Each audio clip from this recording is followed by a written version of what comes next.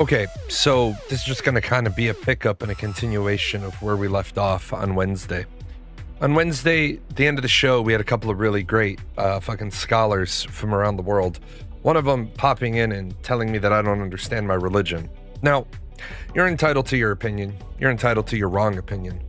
But I spent a long time talking to people Wednesday night and yesterday on my down day.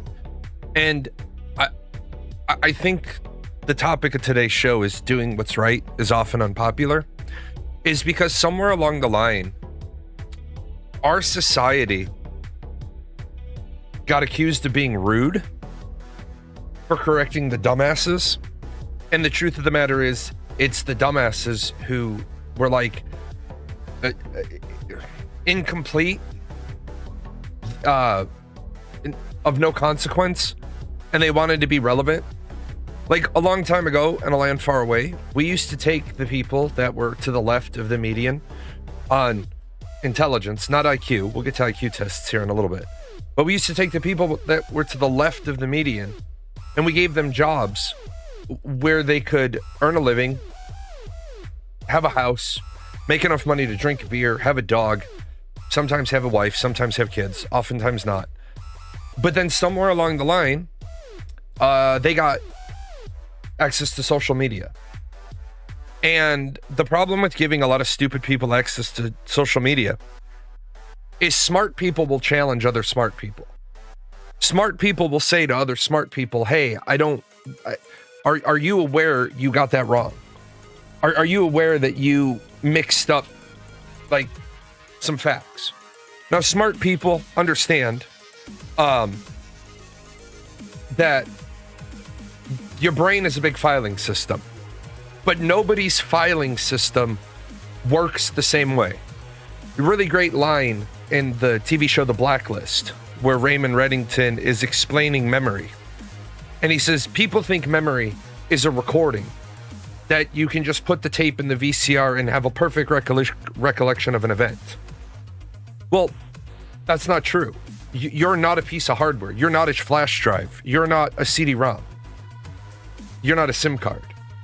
Your brain makes biochemical decisions in how it stores data. Now, the thing here is, when I used to give study prep, I used to tell people, if you are allowed to chew gum during your exam, then while you're studying for biology, chew watermelon gum. But only chew watermelon gum when you're studying biology.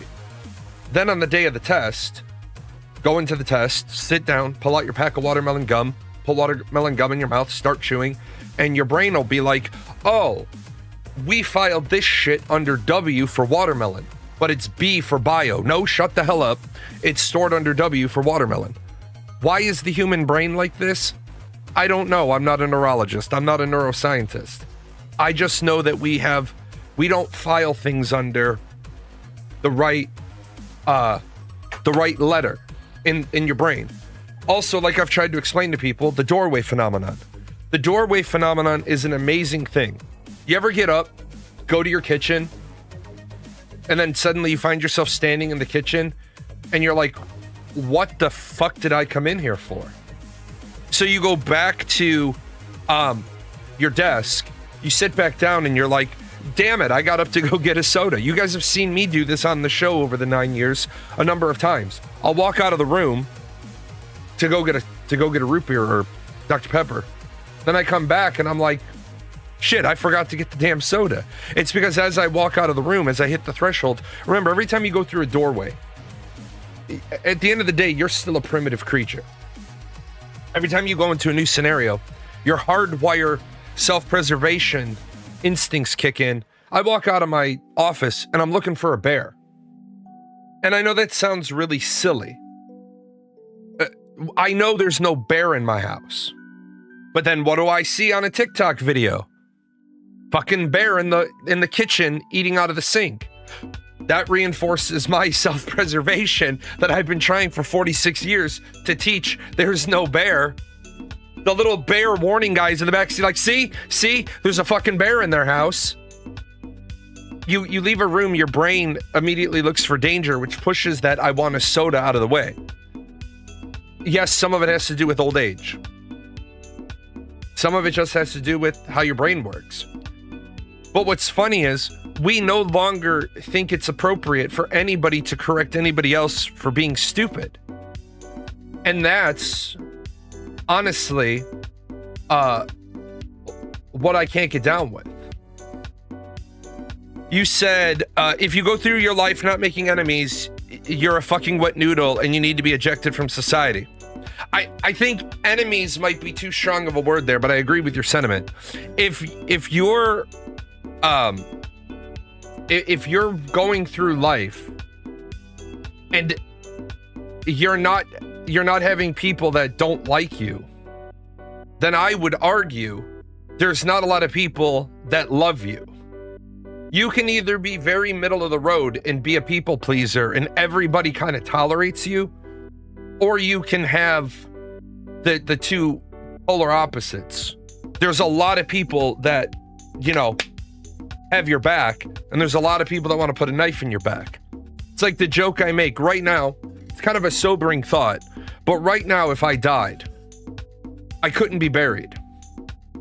Right now, if I died, I couldn't be buried because I don't have 6 people to carry the casket.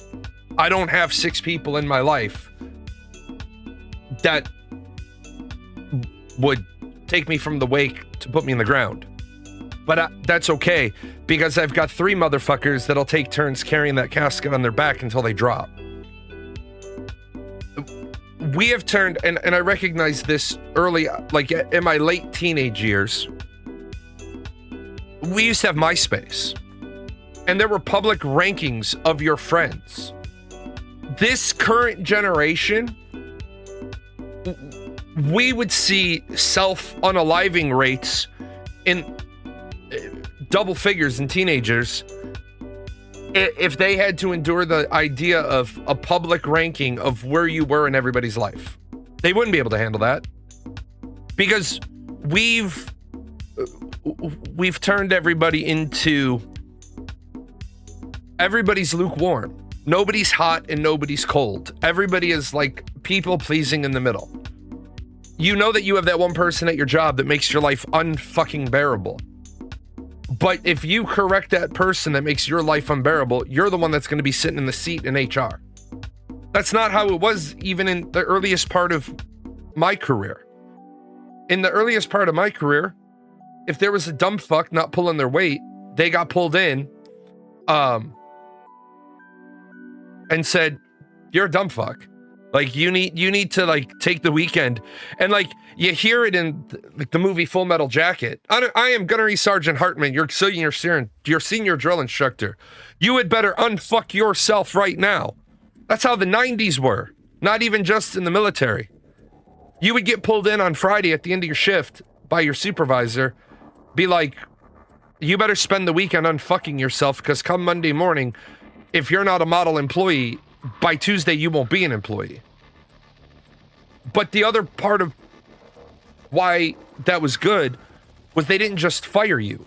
In the 90s, they recognized all the costs associated with firing you, replacing you, retraining the next person. They gave you an opportunity to self-correct.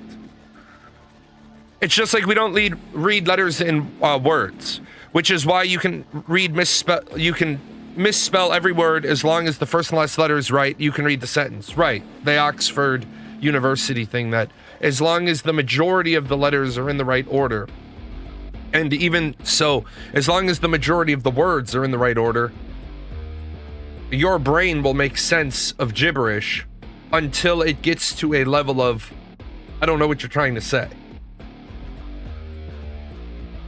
If you point out someone is causing problems, then you're the issue and you're going to be targeted for termination. Did you know that the largest grizzly ever was killed by a park ranger in Alaska some years ago? It was 11 feet tall. It took the ranger 14 shots from 45 to kill it.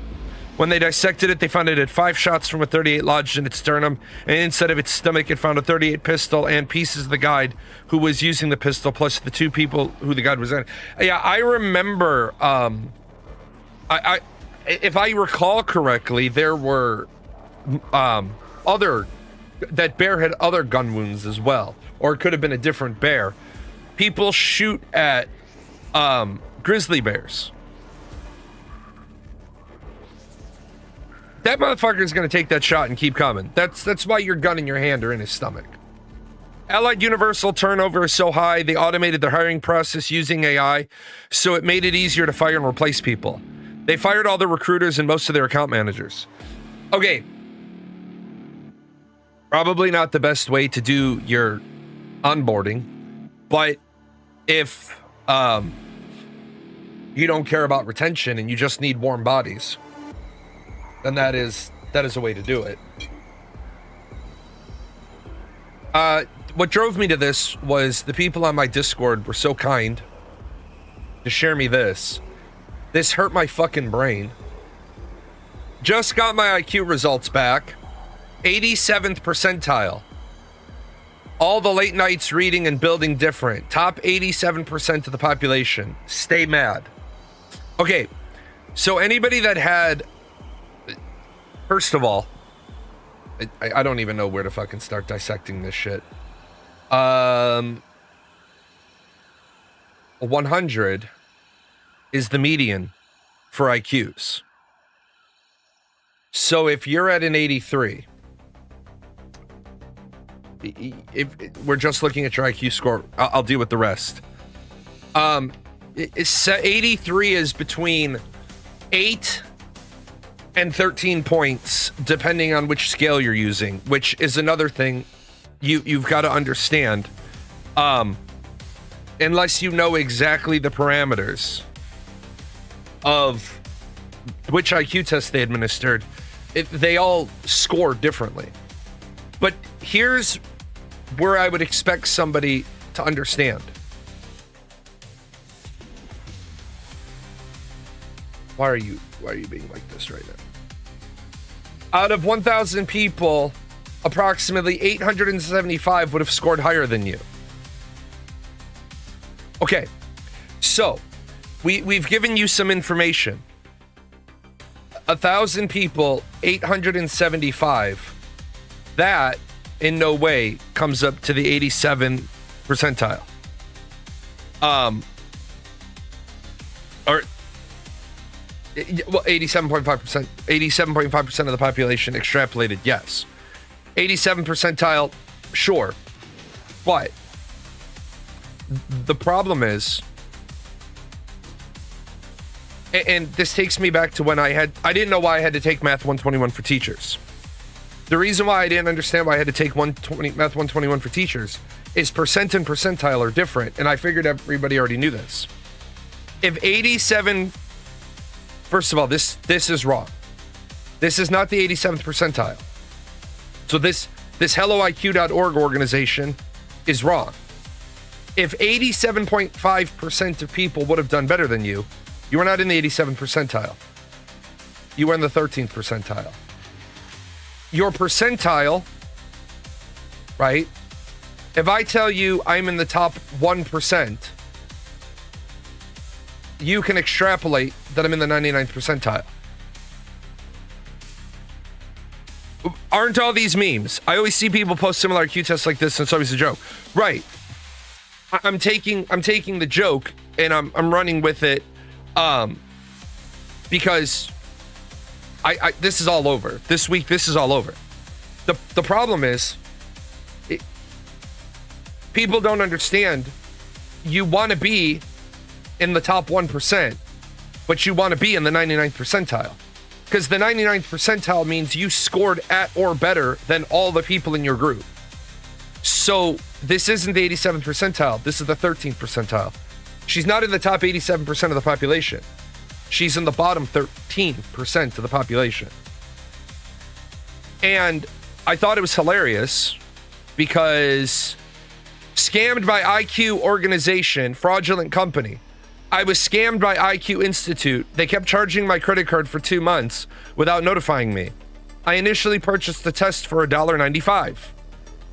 Ladies and gentlemen, let me say right here, an IQ test to be properly administered is anywhere between $400 and $1,200.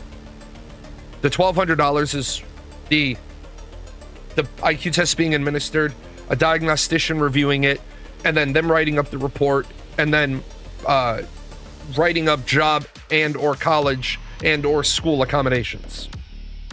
If you're trying to take an IQ test for $1.95, you're getting exactly $1.95's worth. They presented as a one-time offer, and 2 months later, I discovered that they had taken over $60 from my card. So what you're saying is you have a low intelligence, but not a low IQ, and we'll get to that. They don't offer refunds, and unsubscribing is impossible. Their website displays a fake widget showing a 4.5 Trustpilot rating, but they created this screenshot. Their actual Trustpilot rating is terrible, around 2 out of 5. Okay.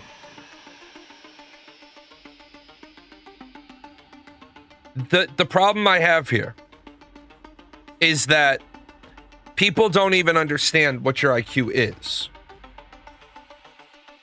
Your IQ is not how smart you are. And I know a lot of people believe your IQ is how smart you are. You can have a really, really high IQ and present as really stupid. You can have a medium IQ and be very successful. Your IQ test does not measure your total intelligence. Yeah, Homer Simpson. That episode was hilarious. Your IQ test measures a narrow subset of cognitive skills. Pattern recognition, working memory, processing speed, verbal reasoning, spatial reasoning. IQ doesn't measure creativity. Making new ideas is not the same as solving test problems. For example, there is a military thing called Project X. I'm not allowed to really talk about the Air Force's version of it because it's part of the agreement. You do Project X, but you don't produce material on Project X. But you can look up Project X, trace its roots back to Germany. What I will say is that I was with an individual at Project X, and Project X had been signed, sealed, stamped, delivered, evaluated millions of times. And I was with a person that solved one of the problems in a way that's not in the book. He was, after we went to Project X, they pulled him to the side. The education department people pulled him to the side to interview him and talk to him because his creativity allowed him to solve a test problem in a way that millions of other people had been presented with the same problem. He solved it completely different. Your IQ test doesn't measure your wisdom. People use wisdom and intelligence, not gamers. Gamers don't, because they're normally used to having wisdom and intelligence as two separate stats on their character sheet. Go gaming, teaching you good life lessons. Intelligence is knowing that a tomato is a fruit. Wisdom is knowing that tomato doesn't go in fruit salad. Israel attacked Lebanon again and violated the agreement. Israel couldn't have violated the agreement. Israel's not party to it. Emotional intelligence. Reading people is a different skill set. Knowing, like, I have almost zero emotional intelligence. I'm not good with little kids. I'm okay with them when they get a little bit older. I'm great when they're adolescents, and I can read people's emotion if I've known them their whole life. The reason why I have really bad emotional intelligence, I don't give a shit about emotions. What made me this way? A series of events in my life made me very jaded. I don't give a shit about emotions because I don't have them. I have hatred and rage. That's about what I have. Discipline. Your IQ test doesn't measure discipline. A smart, lazy person is not oxymoronical. A smart, lazy person is unsuccessful. They're smart, but they're lazy. I think it was Pirate Software who said this. If you want to streamline a process, give it to an ADHD person. If you want to streamline a process, don't give any confines, any rules. Just tell an ADHD person, this is the task and it needs to get done. It can't be an unsafe task. But I think there's a episode of, I think it's Malcolm in the Middle, it might be. It's a great scenario because what you have is you have a dock, an area right here, and an elevator. I think it was Malcolm in the Middle or one of those. I hate sitcoms. This is the cardboard stock area. Then you have to take the elevator down to the cardboard breakdown area, then take the elevator back up and put the shit on the dock. It took him 30 minutes to break down the cardboard right here and take it out. It would have taken him hours to take all the cardboard down the elevator, break it down downstairs. He got written up because he didn't follow procedure. I believe the point in the agreement said U.S. and all its allies should attack Lebanon. Let me help you out with something. I don't think you're grasping what I'm saying. Israel is not party to the agreement. Israel has not been in Pakistan negotiating. Israel has no interest in peace with Iran. Israel is going to keep attacking Iran. Donald Trump no longer has the authority to negotiate on behalf of all of his allies. The majority of our allies have told Donald Trump to pound fucking sand. You fucked our economies. You didn't consult with us. You've badmouthed us. You're on your own. The United States used to be the team captain of the Western world.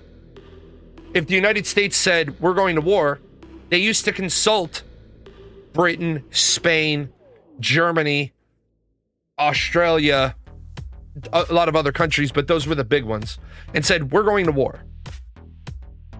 We used to have, like, I worked one aisle over from a British officer who was at headquarters specifically to be that liaison. But Donald Trump got mad because NATO didn't come to his help when he attacked Iran.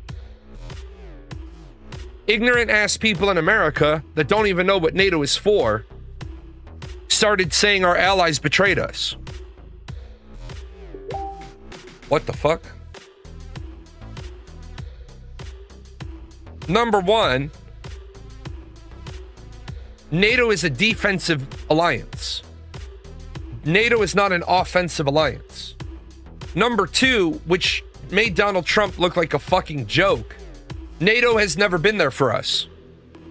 Officially, NATO has only ever been there for one country, and that is us. The only time Article 5 has ever been enacted was after 9/11 and the attack on the United States. So Donald Trump doesn't know what the fuck he's doing. He doesn't know what the fuck he's saying.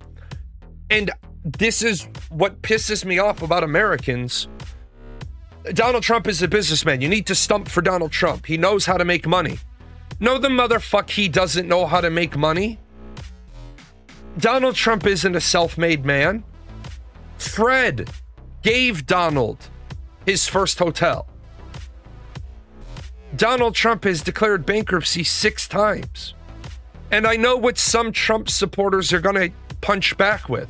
Declaring bankruptcy is a valid business strategy. No, you know what's a valid business strategy? Being profitable. I went from nothing to retired at 37. Retired well. I've declared bankruptcy 0 times. I'm not shitting on anybody as a person who has to declare bankruptcy. But if your business strategy is to constantly declare bankruptcy, fuck you. Also, his form of negotiation seems to be damn near unilateral capitulation. If you look at the deals he wanted Ukraine to accept and the Iran deal. Right. Donald Trump assumes because he walks in the room and he says something, people should listen to him. Guys, I'm going to be completely honest. If I had my choice,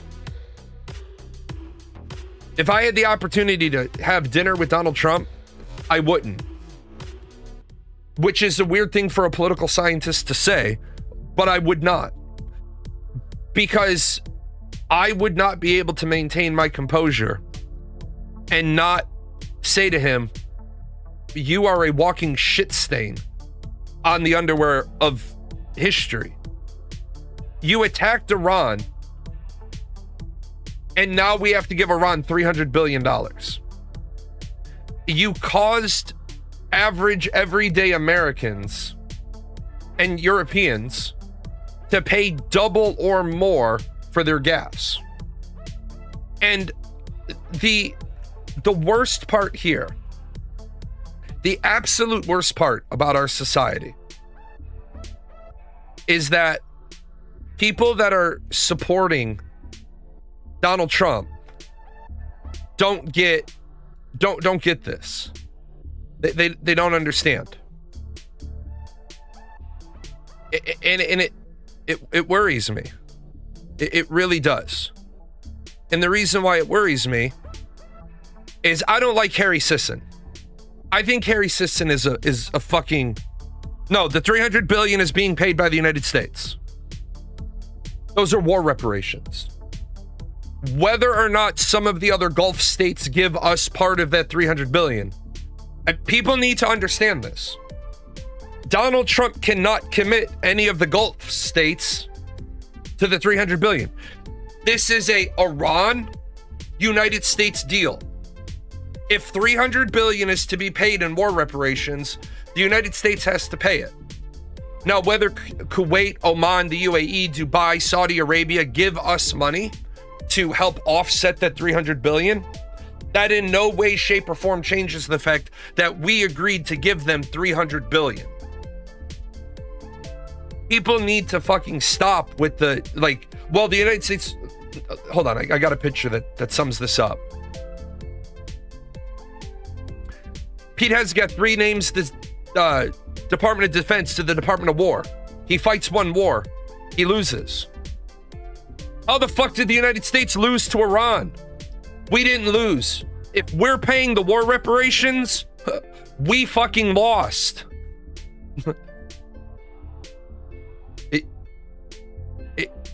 I don't know how much more plain to make that. This is the level of what the fuck are you talking about? I hate Harry Sisson. I think Harry Sisson is a walking, talking worst part about what can happen to America. Right? But even a broken watch is right twice a day. What Iran got, $300 billion, removes sanction, control of the Strait of Hormuz, maintains their missile program, no destruction of its nuclear program. What the US got, higher gas prices, billions spent, no major objectives achieved, Americans dead, we got fleeced. Then this idiot like Nate Morrison says, what Harry is not getting is that gas prices are coming down. Okay.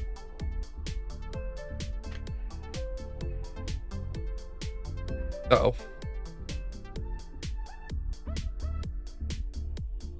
Sometimes.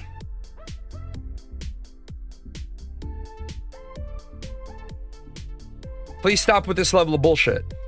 If the gas prices are coming down, but coming down from a price where they doubled, that's not a good thing. Get back to me when gas prices are below what they were when the war started. This is what he said. Nobody said prices doubling was good. Did you not read my other replies? The point is the current trend is moving down.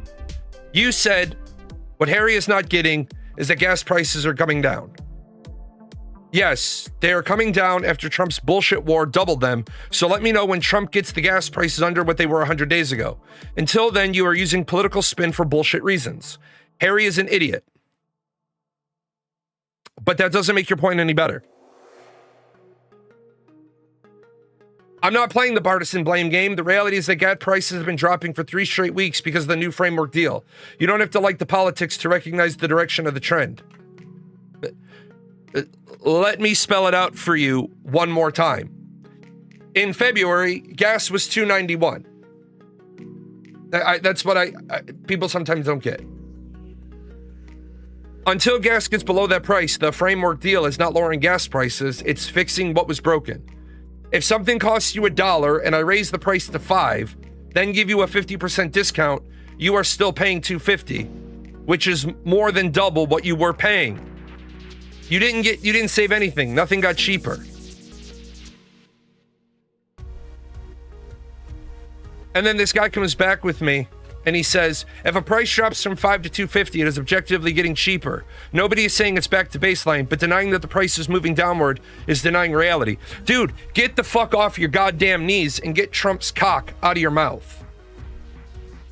This is the next level fucking stupid, because you're saying, oh, it's good because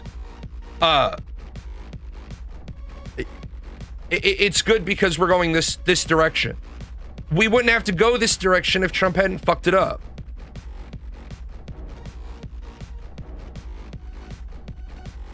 So you posted this.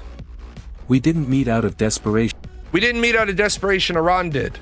Iran didn't meet out of desperation. You supposedly hit 11,000 Iranian targets.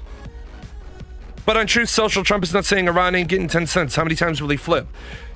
That's the problem with Donald Trump. Donald Trump will sign a document and then say which idiot signed this document, and nobody as an administration will do what's right and look at him and say, sir, you signed that document. You signed that document.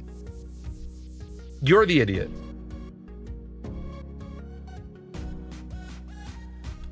Donald Trump is literally the worst thing to happen to America. His first presidency was good. Yeah, nobody will tell the emperor he's not wearing any clothes. Donald Trump's first presidency was good. And the reason why his first presidency was good was it set up the next US president to be able to negotiate better. Because the whole world has just seen, holy fuck, they'll elect anybody. But neither the Democrats nor the Republicans ran anybody decent. Like, I could never be president because I can't be president to about 30% of the population because they're racist, sexist, bigoted, ignorant, homophobic, transphobic.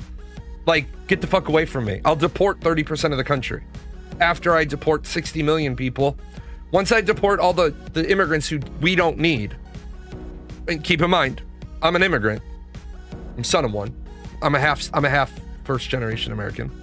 I chose to get my dual citizenship back.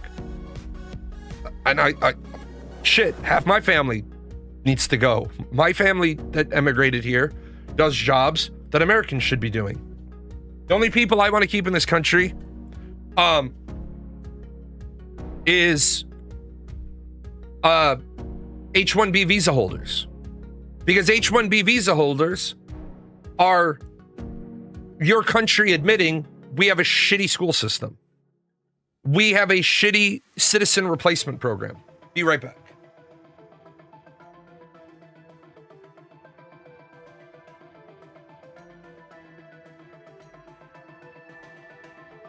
Sorry, it's Illinois in June, and we have to run the heat at night and the air conditioning in the day. We have people that don't understand life. So we need to guide them. I've been talking to a lot of people over the 9 years I've done this show. What a lot of people said to me was, it sucks that there's no jobs. You're right, it sucks that there's no jobs. A long time ago in a land far away, we had plenty of jobs. Except, and now I'm going to offend a whole lot of people, and I don't particularly give a shit. Back in the 60s and the 70s, certain jobs paid better than other jobs. Teacher paid more than tradesman. Believe it or not, teacher paid more than tradesman. Why? Teacher required a college degree. Tradesmen did not. What happened was dig into your American history, your economic history. Unions fucked things up. Some of you are saying unions are great because they make sure that the worker gets paid what they're worth. Unions are great until they drive the cost of labor so high that the company moves the labor to an entirely different country. Well, that's corporate greed. Who owns the company? These rich people. Really? They do? Because I'm a part owner of Disney. And so are you if you own stock. Bob Iger remained as CEO because the shareholders said, we want you to remain a CEO. Who owns the companies? The public does. Well, that's not true because individual investors, they own large chunks of the companies and investment firms. Yeah, but they're still the public. They're still not the company. Other people outside of the company own the company. They vote for the company to do what? To make money? Yes. Fuck yes. I don't want Disney to become a charitable organization. I didn't buy stock in a charitable organization. I want Disney to get back to making 8 blockbuster movies a year and not putting that shit on Disney Plus within 30 days. I want Disney to open a new park wherever the fuck they need to so they make more money. Why? The more money they make, the bigger my dividend. That's it. Now, I want Disney to pay their workers a competitive wage. But what's a competitive wage? I eventually sold my Disney stock since it was dead money outside of dividends. Yeah, and that's fine. I mean, that's a smart play. Unions fill their own pockets at the members' expense. In a lot of cases, yes, they do. At least their shows are getting better. Secret Invasion pissed me off. Yeah. Kathleen Kennedy, fucking Willow was great. The Willow TV show was great. Kathleen Kennedy, however, Kathleen Kennedy can fuck up a wet dream. She puts modern music into Willow, the TV show. That's fucking stupid. That's fucking dumb. Why? Why would you do that? Don't do that. The Willow show was doing well. Leave it the fuck alone. Greed, stupidity, agenda. Look, I understand that we need to advance some agendas. However, one of those agendas absolutely must be feed the hungry, house the homeless, treat the sick, educate the ignorant. They even managed to ruin She-Hulk, who is a fan favorite in the comics. Yeah.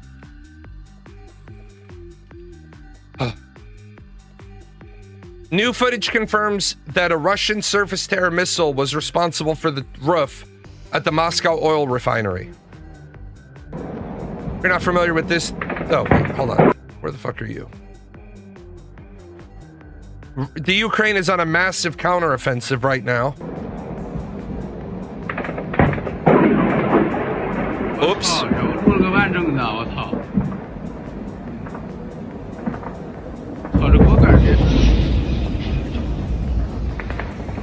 I want you to listen to that one more time. You can almost hear the guy say, "Oh, hell."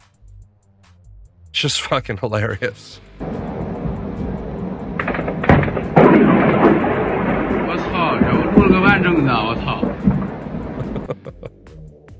Yeah, if you're not familiar, if you're not aware, the Ukraine is on a massive counteroffensive right now. A massive counteroffensive. It's it's looking really bad for the Russians. It's looking really, really, really, really, really bad for Russia in their war in the their military action. Putin is another emperor who's everyone's afraid to tell him he's naked. Yeah. Who thought Ukraine could go on the offensive? I did. What I said 4 years ago is that if the Ukraine can hold, they're going to lose a lot of land. But if they can hold, Russia doesn't have the ability. Russia has the ability to grab this land and then try to make a peace treaty. The Ukraine was like, fuck all that, we'll turtle. Russia can no longer conscript, recruit enough people for the front line. North Korea isn't giving them any more soldiers.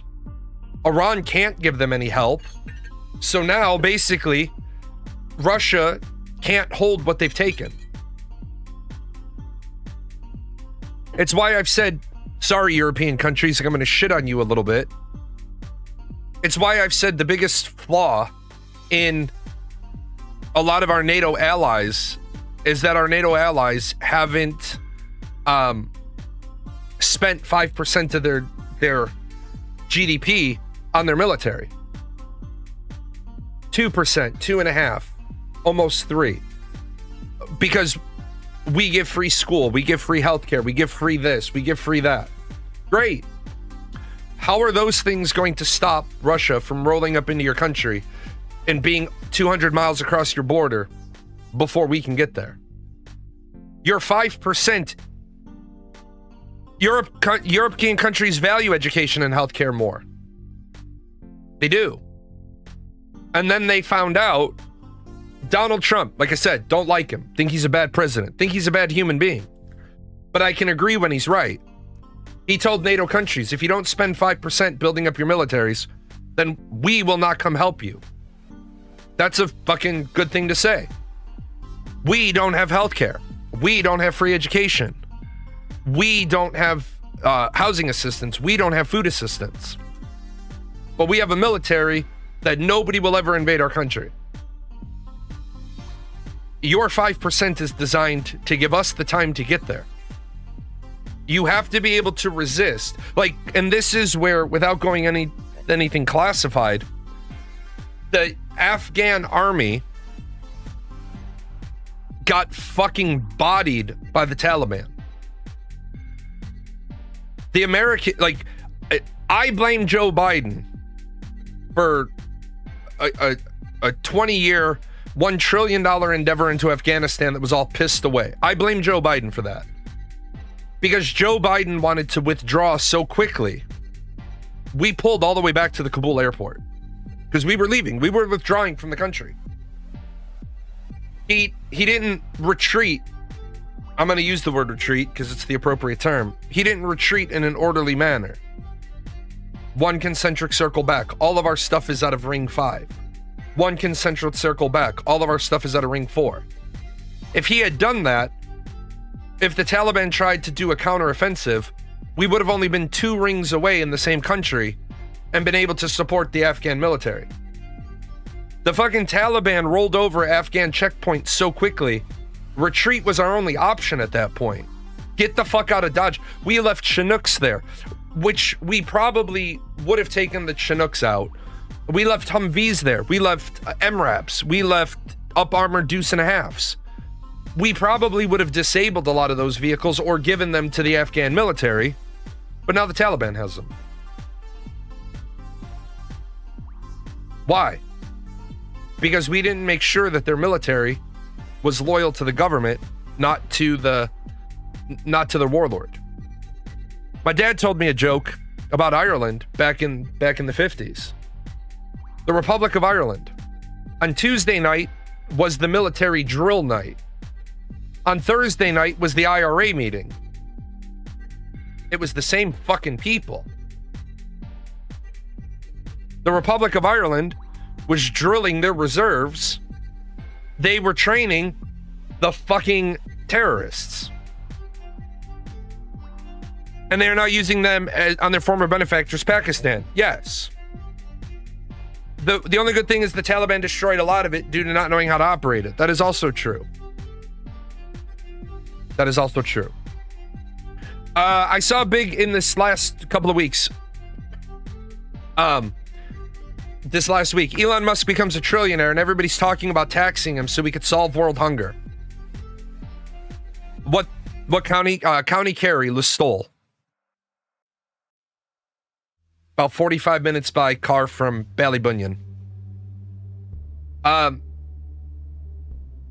what worries me right now is that everybody wants to take Elon Musk's money away. They want a wealth tax. Ladies and gentlemen, I am not defending billionaires and now trillionaires. What I am defending is the same thing I've been defending for my whole life. I understand why millionaires and billionaires don't want to be taxed for the same reason I don't want to be taxed, because we waste an awful lot of money. Case in point, people talk about taxing Elon Musk so that we can fix food insecurity in America. But why would Elon Musk want to pay 50% of his money when we just gave $300 billion to Iran? I want to stop wasting money.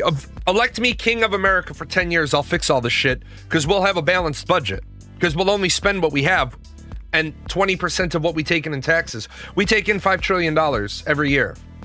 We're going to figure out a way to run this country on 4, so $1 trillion a year can go right on top of our national debt. I understand it's going to take a lifetime, right? But we're going to attack that debt. We're also going to tell all the countries in the world, you owe us this much money, pay us, so that we can pay off the countries we own money to and bring our debt down. Because when we bring our debt down, then we're not spending 20 cents out of every dollar on just the interest on the national debt.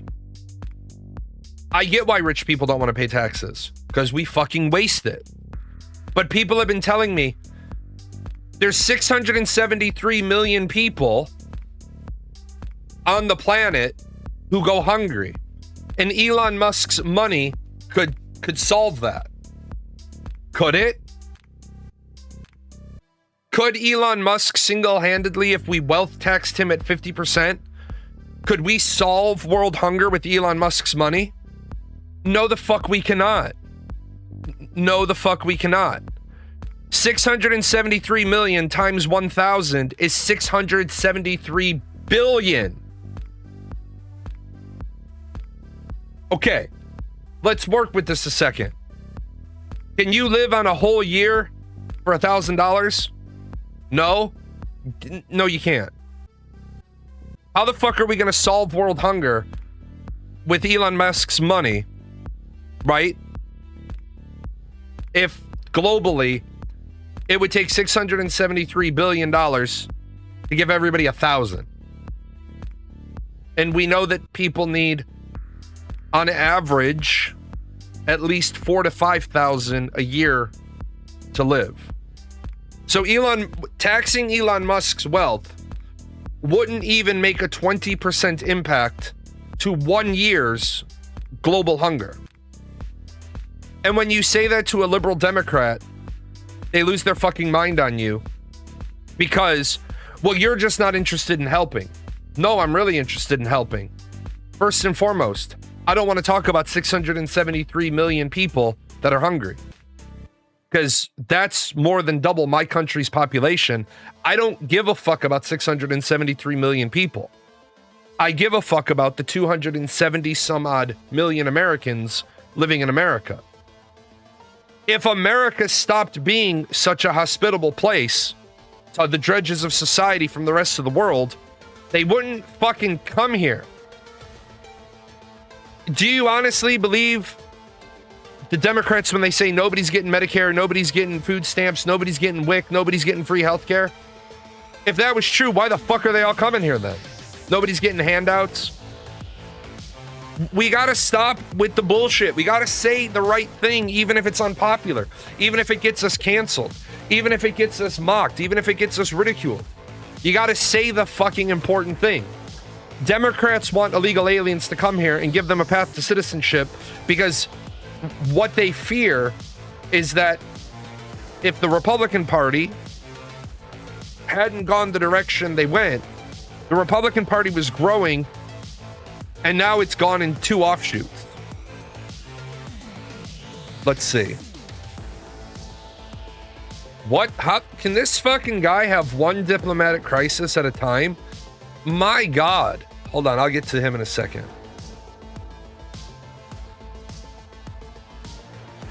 Yeah, world hunger. You want to stop world hunger? Stop sending them food. Make them go to where the food is. Yeah, even if we had enough to give everyone $1 million today, by this afternoon, milk would be $6,000 a gallon. Right? Why? Because the demand would go up. And this is where people, and I'm so tired of trying to explain shit to people that don't get it. Supply is a known number. We know how many gallons of milk we have. Demand is not people who want the item. That is not demand. Demand is the people that can afford the item and want it. You might want a Bugatti. You can't afford it. Bugatti ain't making a Bugatti for you because they know you can't afford it. If the supply is fixed and the demand goes up, because it's not like we gave everybody $1 million today. The cost of everything would go up because people now would have a demand on it because now they can afford it. So the price would go up. And then your supply of money would go down because now you're paying 10 times as much. That's why I've said for years, Bernie Sanders, Elizabeth Warren, AOC, JB Pritzker, Gavin Newsom, Tim Walz, Harry Sisson, all these fucking Democrat social media people or governors or leadership, stop trying to raise the minimum wage. Stop trying to raise the minimum wage. Lower the minimum wage. And then get the boot of fucking taxation off people's backs. Don't tell me that a person makes $70,000 a year when they only clear 37 after all their taxes, property taxes, sales taxes, state taxes, savings taxes. Talk to me about what the person actually makes. I have a unique perspective on the USC 250 thing, though even if we spent tax dollars on it, I would be okay with it since it would be the first time taxes were spent on something I actually got to enjoy. Sure, but here's my problem with that. I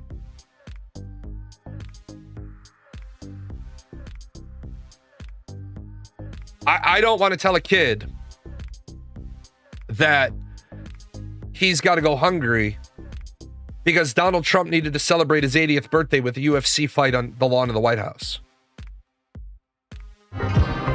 Stop and I'm going to show a video clip that really hits home about the balancing the budget thing.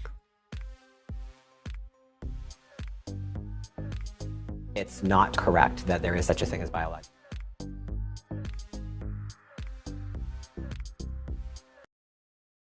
A couple things I'd like to go over in the budget. Do we have anything on the budget today? No, I don't think so. Now, I think I found some ways to put back the homeless section of the Simpson-Garner Works bill. Mr. President, I don't believe that's on your agenda today. No, it's a last-minute change, Bob. Now, the way I see it, we need $650 million in order to keep the project. Now, some of this can be done, it seems to me, through some simple changes in our cash management. For example, according to the OMB, we've got 17 defense contractors who are delinquent in their contracts. Is this true, Frank? I believe so, yes. So even though they're late, we keep paying them on time. Well, in a sense. Yeah. Okay, now, instead of giving them money for something they haven't finished, we could hold back that cash, stick it in some interest-bearing Mr. savings President. account. Yes?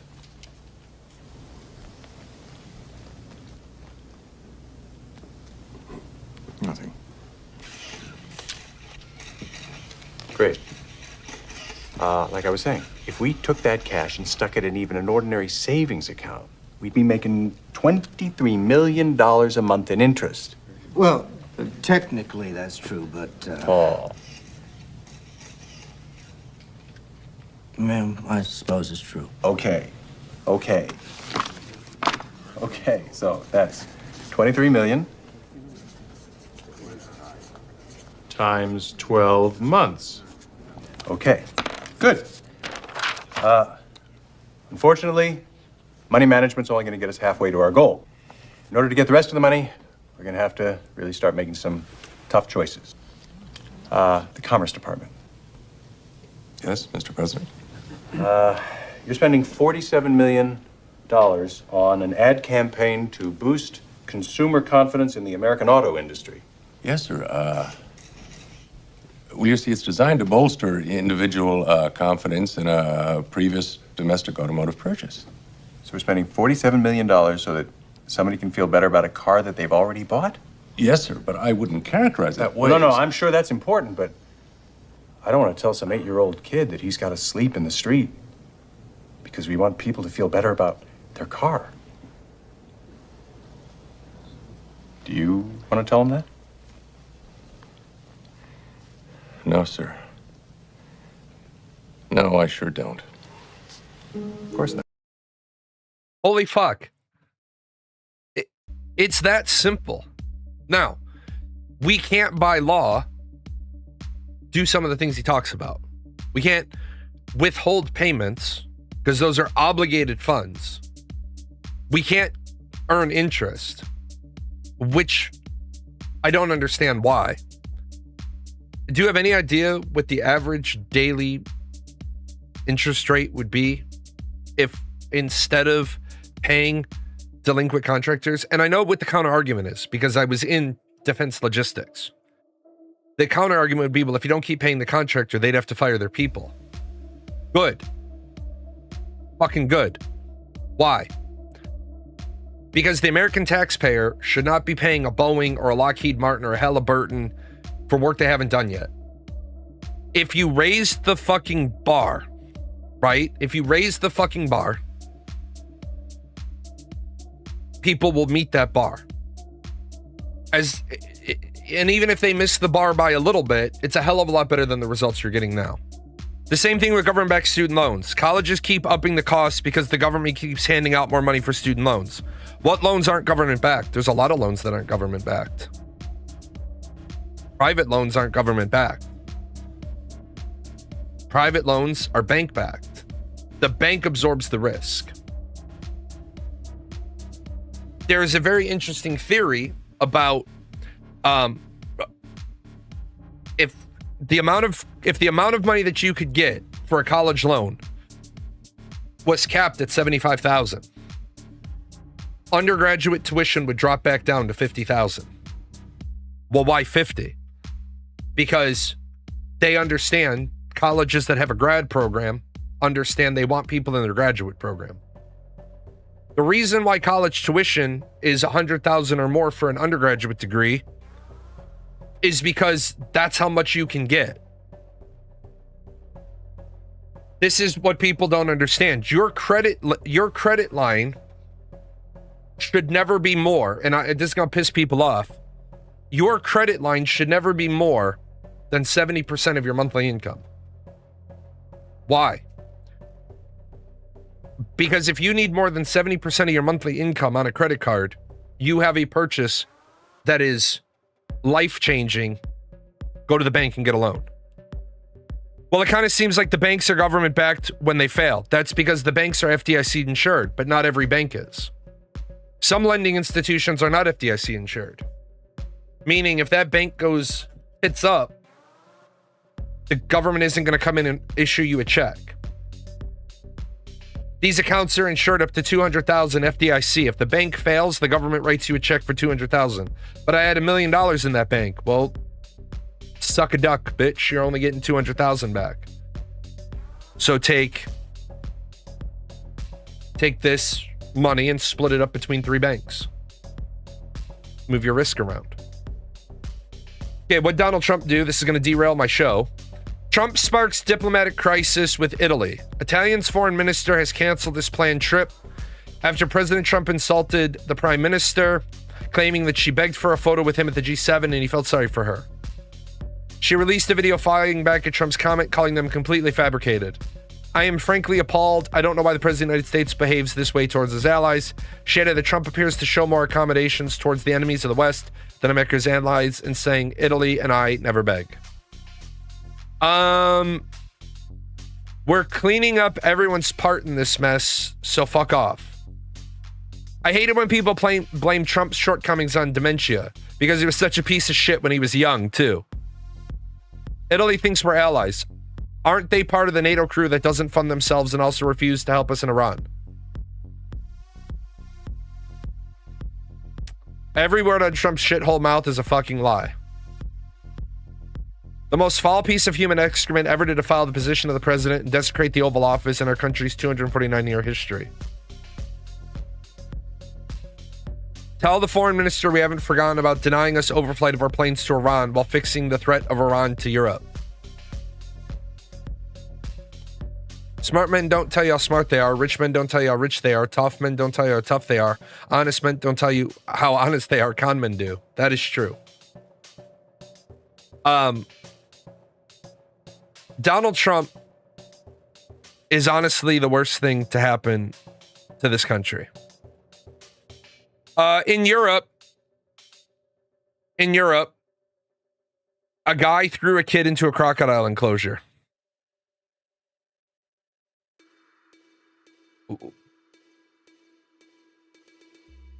I don't know what's going on in the world.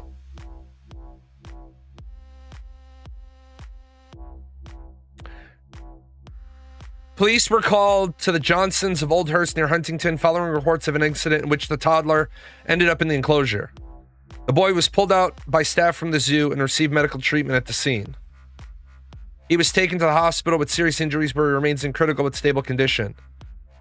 The man, who is not known to the victim, has been assessed as not being fit for interview. He has been released on bail while detectives from the force's major crime unit conduct further inquiries. Okay. Ladies and gentlemen, this is what the fuck, the common sense thing I talked about Wednesday, I'm going to drag that in. If you are not fit for interview, you are not fit to be bailed out. Period fucking dot. Period full stop fucking dot. If you are not fit for interview, you are not fit to be walking the streets. We had the criminal in custody and we let the guy go. Our thoughts remain with the boy and his family, and the specialist officers continue to support them through this difficult time. Our inquiries are ongoing as we continue to understand the circumstances surrounding this distressing incident. Ladies and gentlemen, this is where liberalism has eroded common sense.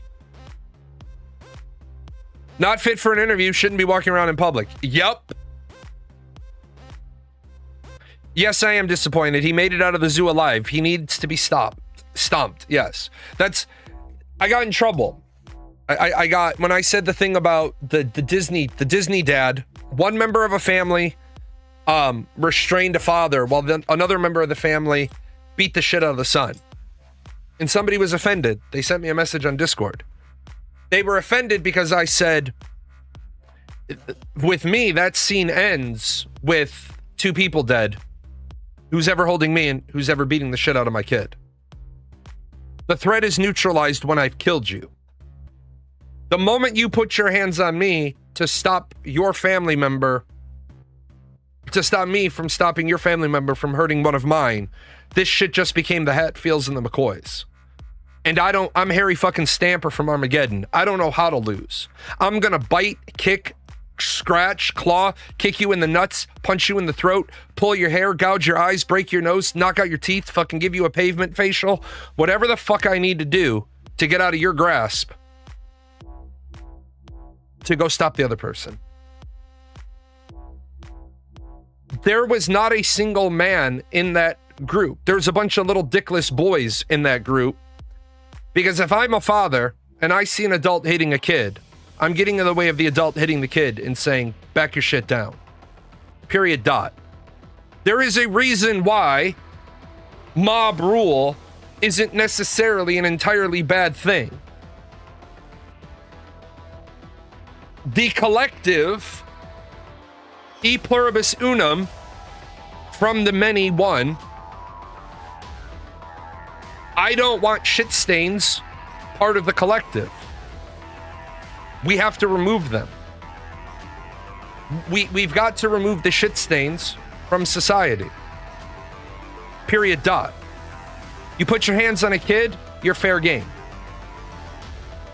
You put your hands on another man's wife, you're fair game.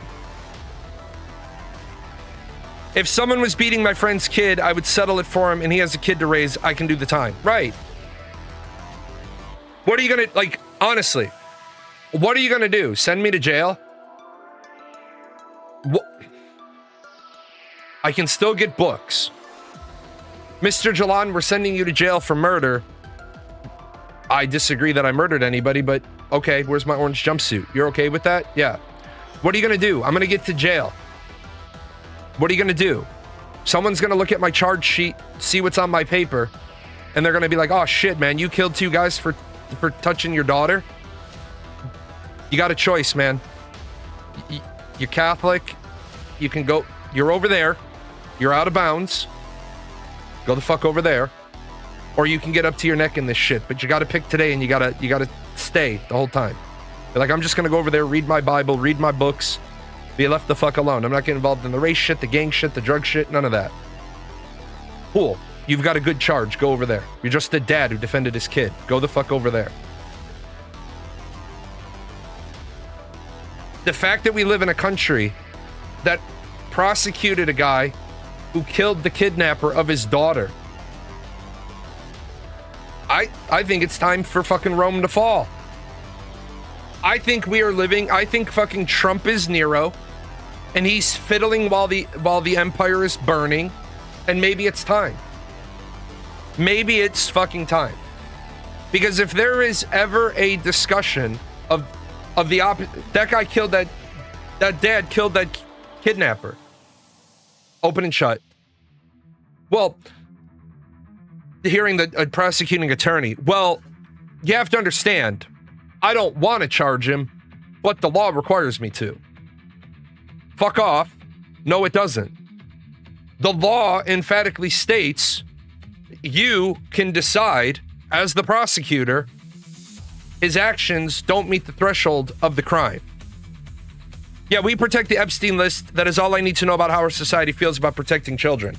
We protect the Epstein list because if all of the names in the Epstein list were released, society would collapse. Good, then it needs to collapse. Because I don't want to live in that society. I don't want to live in the society that has to protect pedophiles. No, thank you. Also, as I've said to some people many times on the show, when we start getting to certain levels of justification, that's when I warn even good people. See, doing what's right is often unpopular. I'm unpopular because I say to people, your heels are on the line and your toes are hovering above it. So you better hold that fucking calf raise, son, because the moment your muscles give out, your toes are over the line. I live in Arkansas. We just elected a sheriff who killed his daughter's molester. Good. Fuck him. Fuck him. This is where we're not correct that there is such a thing as violence. Oh, did I not dump him down to my PC? Oh, I did not. Hold on. I'm tired of living in the fucking bullshit world where we've got to put up with bullshit sovereign citizens, right? We're having to put up with bullshit sovereign citizens who think they can do whatever the fuck they want, and there's no consequence.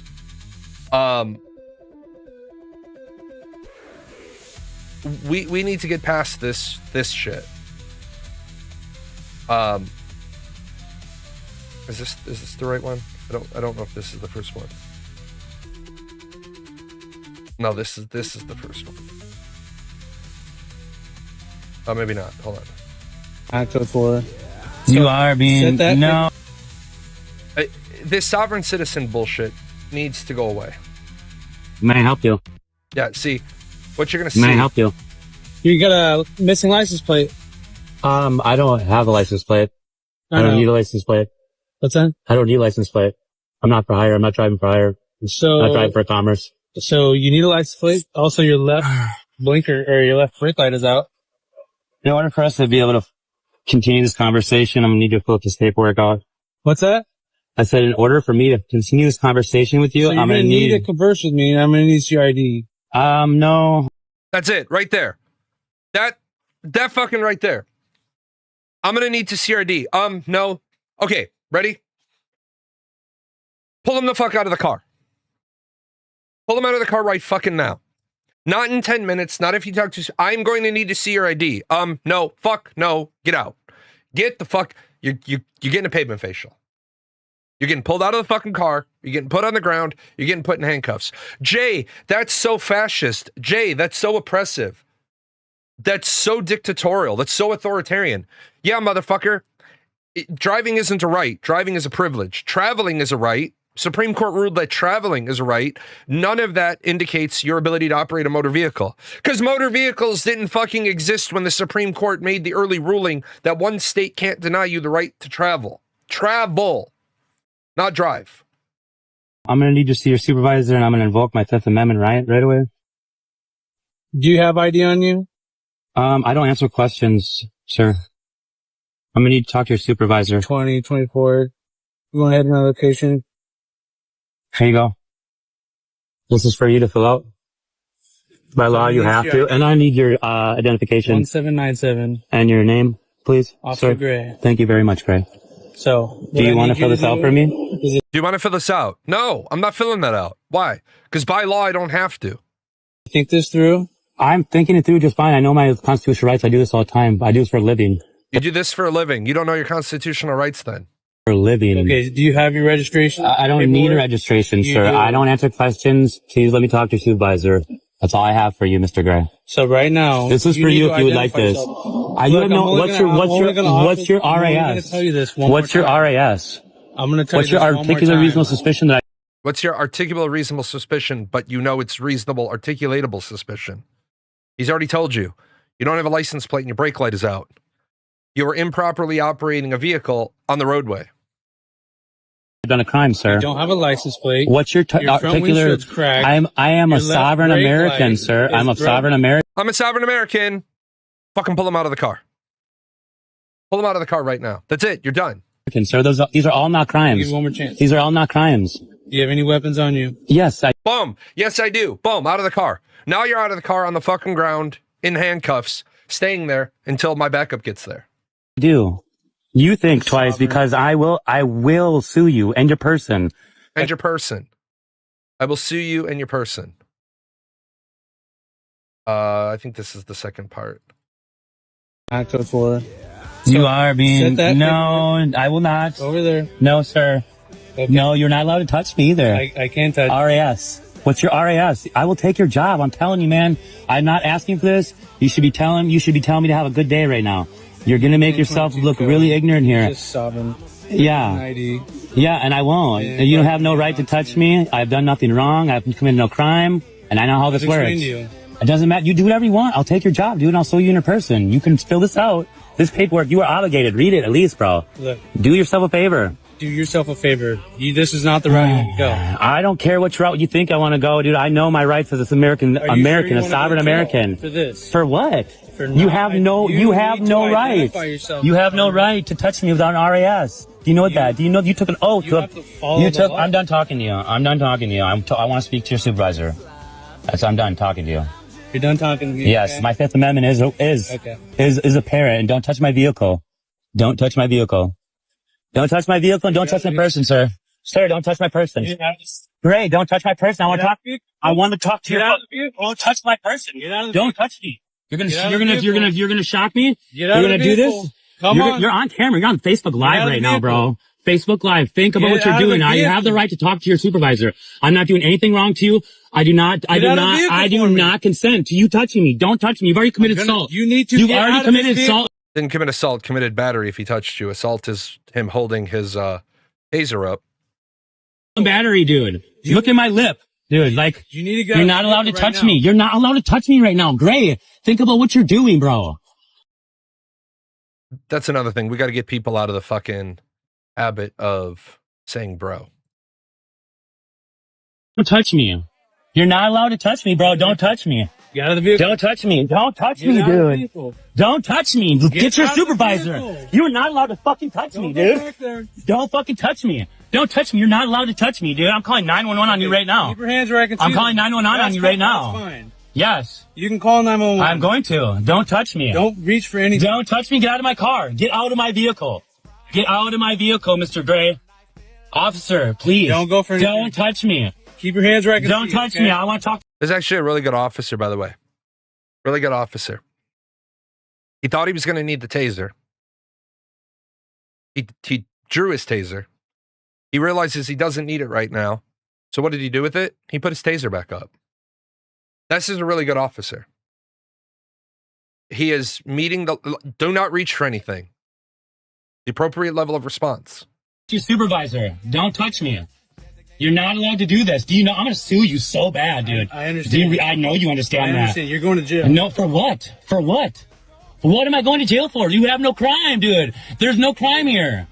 Trust me. Like, dude, you guys, I need to talk to a supervisor, okay?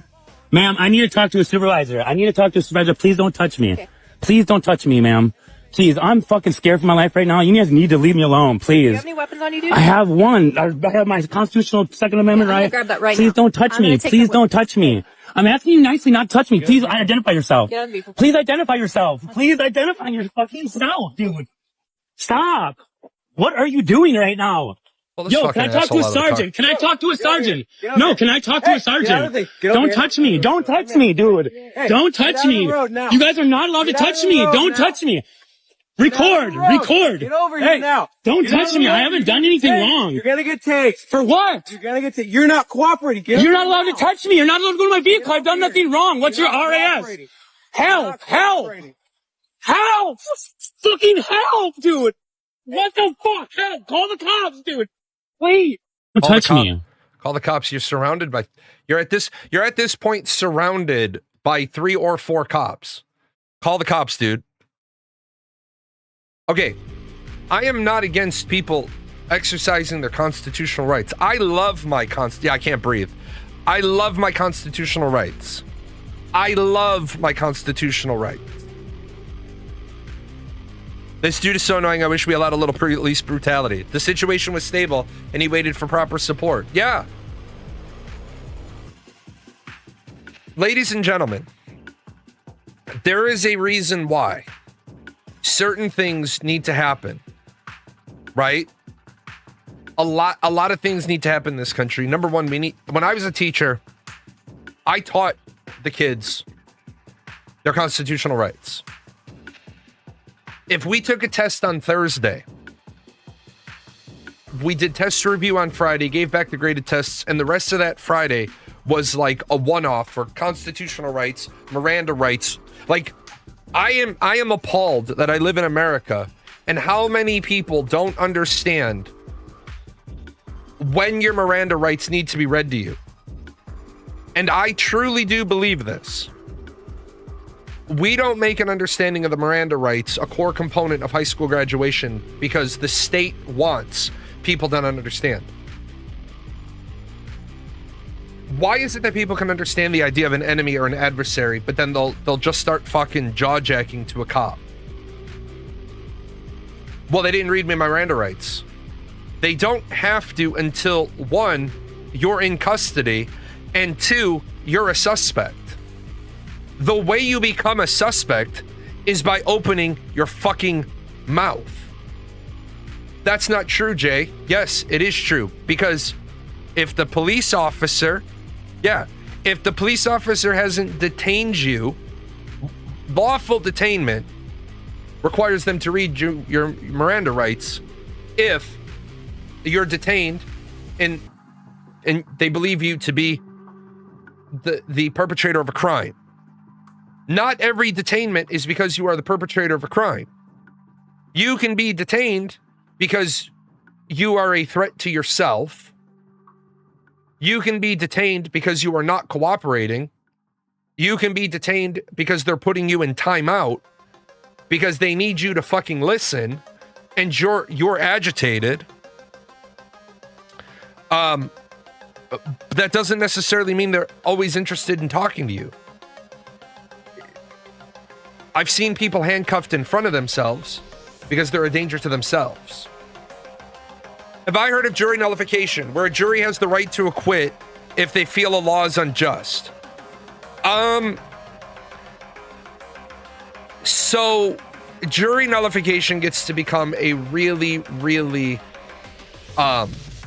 complicated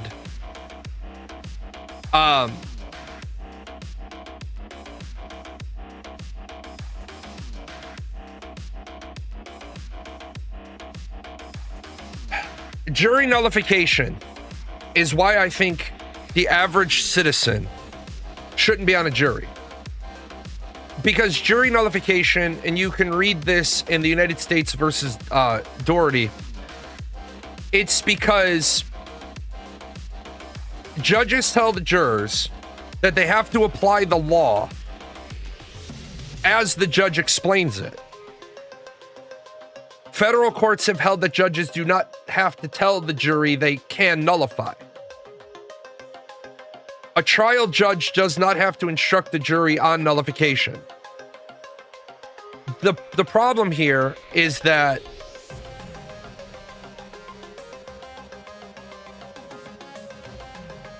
lawyers can't, or they can, but they have to be careful about how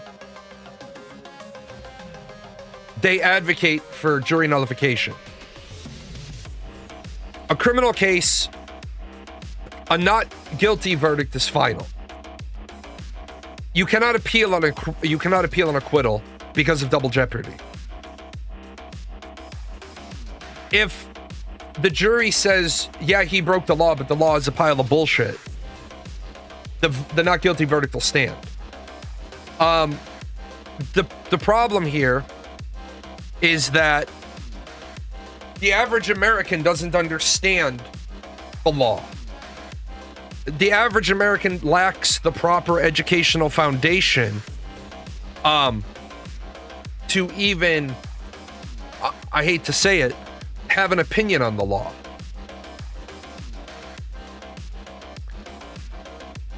So when they turn around and say, yeah, this person did it, but I think this law is garbage. Well,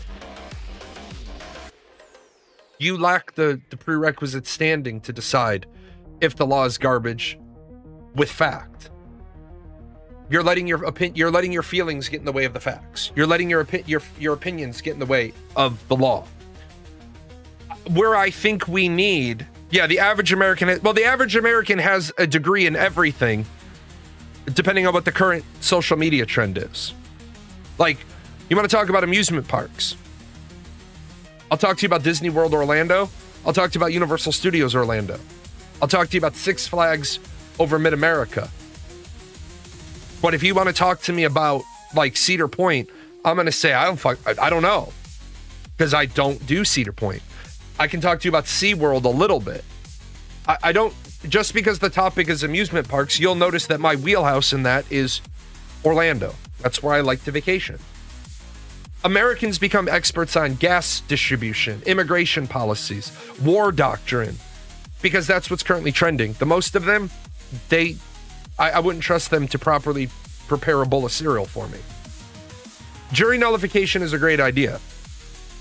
But right now in America, we need to tear the whole fucking justice system down and start over. Are you guilty of premeditated murder, capital murder, murder 1, murder 2, manslaughter, reckless endangerment that led to homicide? Those are 7 different crimes. The prosecutor should not be allowed to charge you with capital murder, fail to meet the threshold of capital murder, and the jury has the ability to come back on murder 1 or murder 2.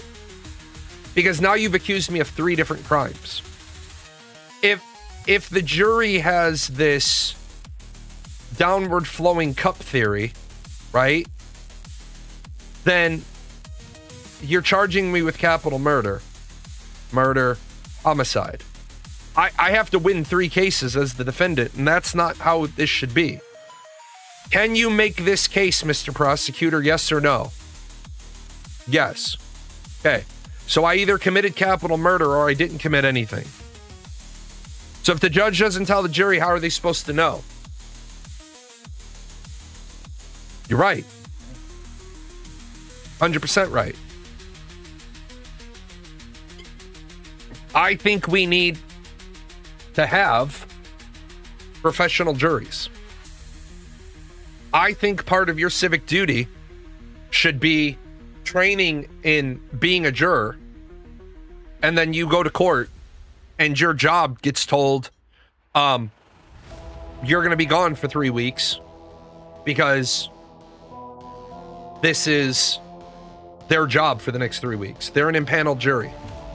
They might hear 2 or 3 cases in that 3-week block. Your company has to pay you while you're at jury duty. Your company gets a tax break for your wages while you're not there performing valuable labor. The judge can overrule the jury, which is guilty nullification, is significantly weaker, but still technically legal. Yes. The judge can throw out a jury's verdict for acquittal. The judge may not throw out the jury's verdict for guilty. So the jury says you're not guilty, you're not guilty. The jury says you're guilty, you might be guilty, or the judge can throw out that ruling and declare you not guilty. The reason why is, which is why the fundamental cornerstone of being a criminal defendant in America is that only like 1 case in 10,000 is a case that you want a bench trial for. And you only want a bench trial in a case that was so procedurally flawed that you think you believe that the judge is going to throw out a preponderance of the exhibits. What that means is they looked in your car, which is in a detached garage, but whoever typed up the warrant fucked up and didn't annotate home and all structures. Because believe it or not, you could have a shed on your property, and having worked with law enforcement in the past, I've seen law enforcement get to a property and then stand there for 2 hours with their dick in their hand. They looked in the house, but they've surrounded a shed. Nobody's getting into the shed. Nobody's coming out of the shed, but they're standing there because they know full well their warrant doesn't cover the shed. Because somebody is smart enough to look down at the warrant and it says, the primary residence located at 123 Main Street. And what happens is that the officer in charge, the highest ranking, hold up, don't open that shed. Why? We have a search warrant, but not for the shed. Detached garage doesn't include the car. You go into the garage, you don't find what you're looking for, but you open the trunk of the car, you find a dead body. Now, that's bullshit. Nope. That's the procedures. The rule book is stacked to defend. The rule book is stacked to favor the accused. Now, you walk into that garage, smells like a dead animal. You can't find a dead animal. That is your reasonable, articulatable suspicion that there's a dead carcass in the trunk. That's when you just call and they say, I need to amend the warrant to include a search of the vehicle that's in the garage. Okay. Don't open that car until I call you back and tell you the warrant's signed. Today is the 19th. Some idiot types the 20th on the warrant. The judge signs it. You open up the trunk. There's a dead body. They arrest you. Your lawyer says, you have to toss the dead body. Why? You jumped the gun by a whole day. You executed the search warrant a day before it was signed. I know that infuriates people. It infuriates them. That's bullshit. There's a dead body of a little kid in the trunk, and the guy's gonna walk because of a paperwork error.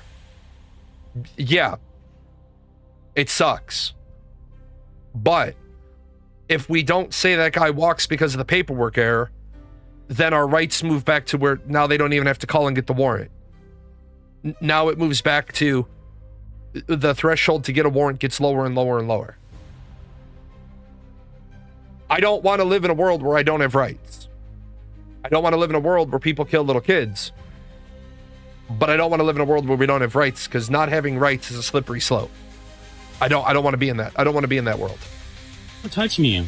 I want to be in the world where I want to be in this world. If I got to be anybody in this world right now, I want to be this bird.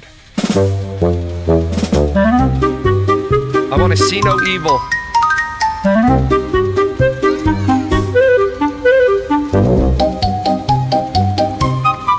Take the bag off. Thank you. Take the bag off the bird's head. What is the purpose of a jury if the judge can overrule what they say? Remember, the judge can't overrule a not guilty verdict. The role of the judge is to ensure the procedural fairness of the trial. For example, the judge knows that he made a bad call. The judge knows he's admitted a piece of evidence that shouldn't have been admitted. Because remember, the judge goes home every night, thinks about his day. Well, the judge can't fix that. But you sometimes will have a judge that there'll be an objection. The defense attorney says, "Objection, Your Honor. But before I bring it, I think it is proper to remove the jury." That's a big one. The judge says, "All right, sidebar, get up here. In about 10 words, tell me where you're going." The defense attorney says, "Shit, fuck. Ladies and gentlemen of the jury, I'm going to ask you to stand, rise, and retire to the antechamber." They leave. Now the lawyers have it out in court.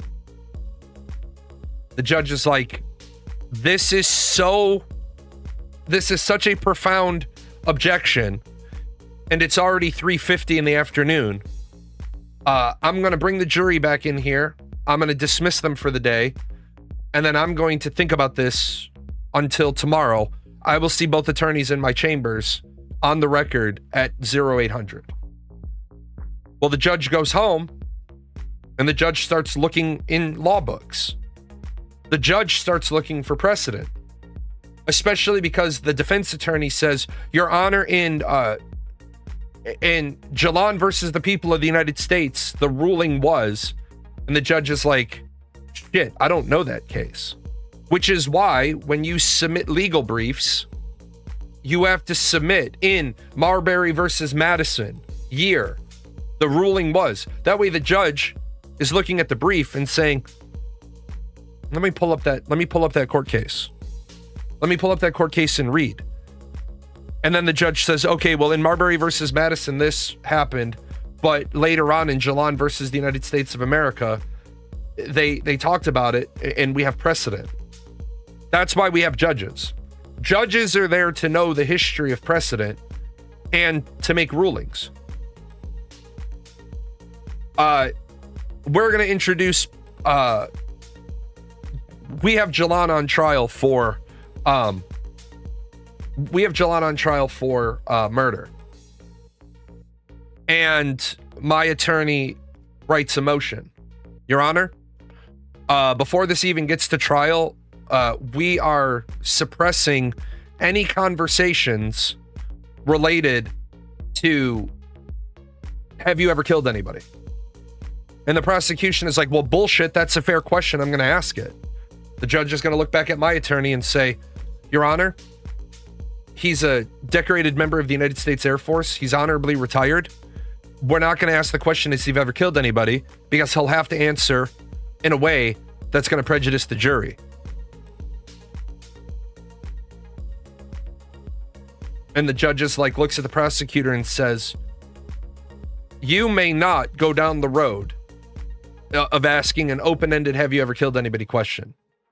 I will allow you to ask, have you ever unlawfully killed anybody? Military members get fucked all the time on this. Have you ever killed anybody? Yes. When? In the service. So you're capable of murder. No, I'm capable of I'm capable of killing somebody in a lawful manner and an area of engagement in accordance with the laws of armed combat. The jury's not going to understand that answer. A military jury would. A court-martial panel would. All the fucking civilian jury's going to hear, oh, so this guy has killed before, he's capable of killing again. Yeah, I'm going to be on trial for felony suspicious person. The reflective pool is fuck this reflective pool. So I'm going to show the tweet first. The reflective pool is a perfect metaphor for the Trump administration. Ignore experts in science, overspend, declare early historic victory. The left hates this, ends in total failure, unfounded conspiracy theories about sabotage. MAGA pretends it doesn't matter anymore. The reflective pool is such a fucking dumb idea. That American flag blue paint, it's peeling away. I'm here at the Lincoln Memorial Reflecting Pool, and some astounding developments regarding this project, which the president himself has taken such a great interest in. You remember $14 million was spent to drain this whole thing and to paint the bottom American flag blue was the color, he said, to make it reflect more magnificently. As you can see, it's all green now. They know that. They're trying to kill the algae. But as they're doing that, something else has happened. Check this out. That American flag blue paint, it's peeling away. The $14 million job to redo the bottom of this reflecting pool is falling apart before our eyes. The algae is still here, but the paint appears to be going away. So here's what's funny about that situation. How did they not know the paint would come off? Because the people they hired were Trump's cronies, and they weren't experts in understanding how any of the process works. Now, you asked a question, and it's a great question. I love this question. Why is the pool thing such a big deal to people? Number one, it's $14 million of taxpayer money went to Trump's crony. Number two, as this says, this is a walking, talking example of the problem with the Trump administration. You ignore experts, you ignore science, you overspend, and then you wonder why it all falls apart.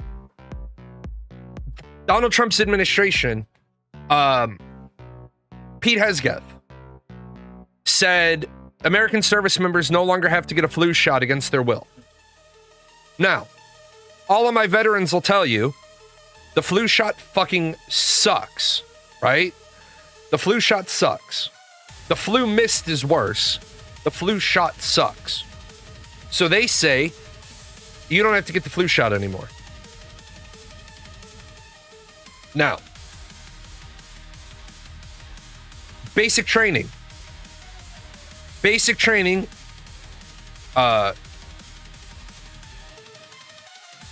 is that everybody gets a whole series of stabs in the arm. And if you know anything about inoculation, and forgive me, this is I only touched the side of this wheelhouse, and I can't. I would run out of the question and ask my wife, but she's not home. She was an immunization tech. Certain things, if they're derived from a live virus, you can't get two derivatives of a live virus on opposite days. You can get all your live virus vaccinations on one day, but if you don't get them all on one day, it's I think it's 30 days waiting period between. The problem is 173 people got sick at basic training and 2 died. Now, I am 100% willing to say I acknowledge that it's still possible that those 2 individuals would have died if they had gotten their flu shots. It's called barracks flu. If you've never served in the military, it's called barracks flu because you are shoulder to shoulder with people all day. You're in an open barracks or you're in a dormitory setting with multiple roommates.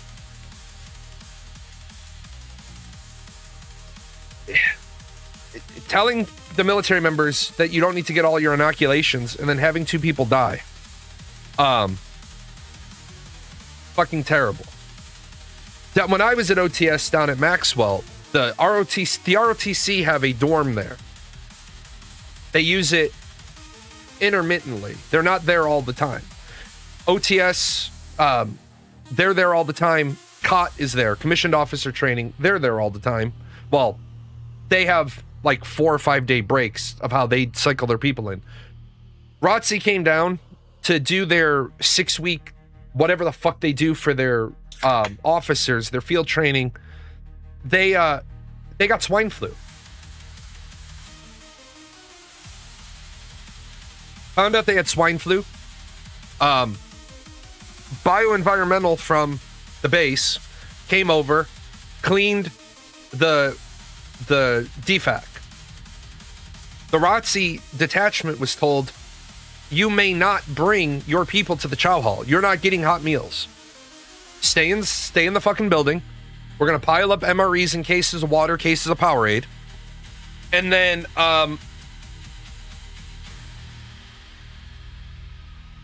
you guys are gonna live in your dorm until the swine flu breaks and runs its course. And these are people that are inoculated, because back in 2009 when I went, the first day of OTS, the first day of ROTC's arrival, the first day of COT arrival, on your first day, not your arrival day, I'm sorry, your next morning, the very first thing you do is paperwork and medical. Piss in a cup, draw blood, get any shots that you're missing, and any shots that you may have but you didn't bring paperwork for. The civilians always get hemmed up to shit on this.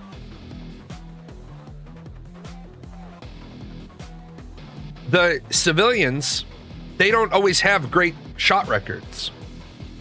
I was fortunate. I was a prioree. I had my USAF I got all my shots about a month before I left. I'd rather get my shots at home, have the sore arm at home, than get to fucking OTS and get jabbed. But even with people getting inoculated, they still got sick. And now we're gonna say you don't need to have that, waiting for a boat full of people to get sick. One asshole on the boat with the flu, you're gonna have now a lot of assholes with the flu. I don't get what our government is doing. I don't get why RFK Jr. is talking about Cuba has a lower rate of autism than the United States. And it's because they don't have, the mothers aren't allowed to take acetaminophen while they're pregnant. America has a higher rate of autism now than it did 30 years ago because we have the capability of diagnosis. Another one of those fucking things that I don't like. I don't like the fact that there's 2 ways to get diagnosed with autism in America. There should only be one. The only person that should be diagnosing you with autism is a mental health professional. Notice I didn't say a psychiatrist. I said a mental health professional, because that could be psychiatrist. It could be diagnostician psychologist. It could be social worker that has taken the training to be a diagnostician. It could be a nurse practitioner who has, in my state, 2,000 hours. So I'm not saying only one group of people can do this. The only people that should be diagnosing you with autism are healthcare professionals, specifically mental health care professionals. Now, in schools, you get this line that says, we are going to treat this individual as if they have autism. We are going to provide them the same accommodations we would provide a neurodivergent with autism. We, the school, highly recommend the parents go get diagnostic testing. People are like, I was diagnosed with autism in school. No, the fuck you weren't. No, you were not, because special education teachers, we can't do that. We are not diagnosticians. We are identifiers.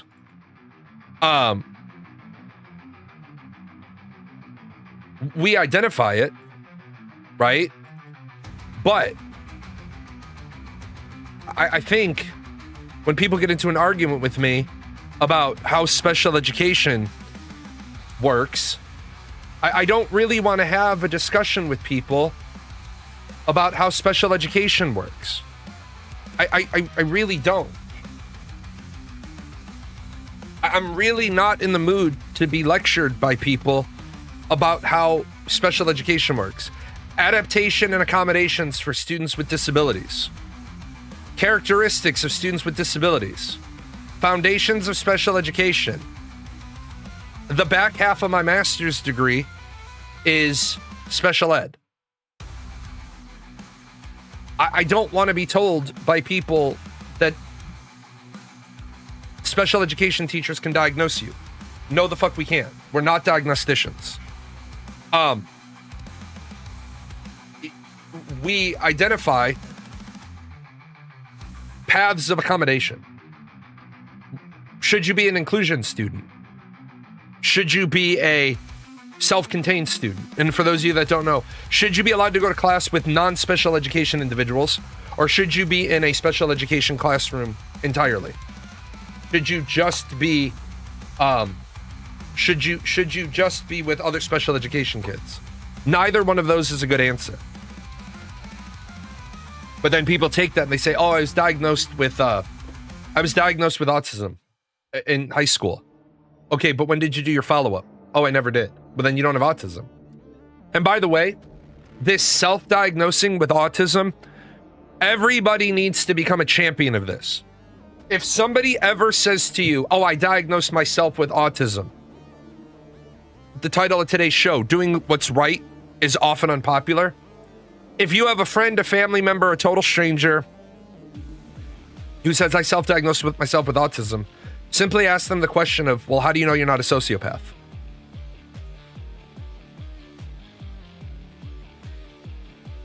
How do you know you don't have ADHD? How do you know you don't have dyscalculia?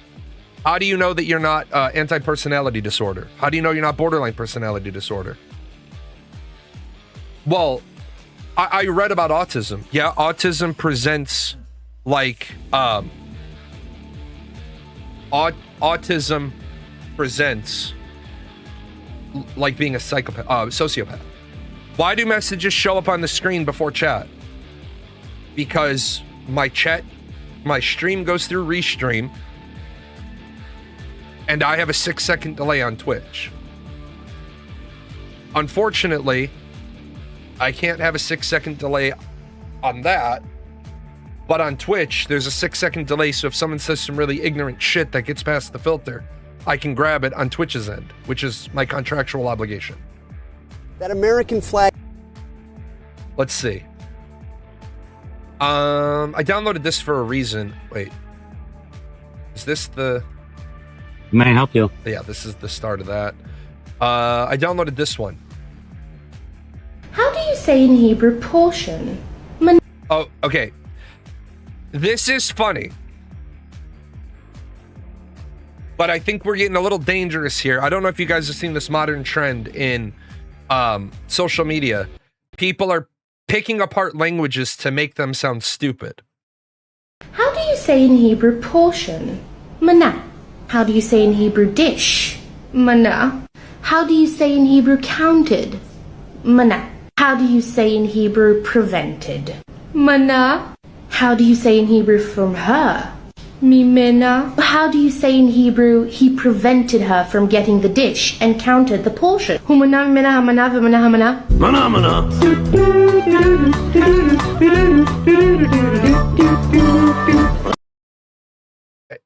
The Dominion language one is funny. I think the problem here is some Jews would be offended by that joke. Get over yourself. It's fucking funny. That's fucking funny. How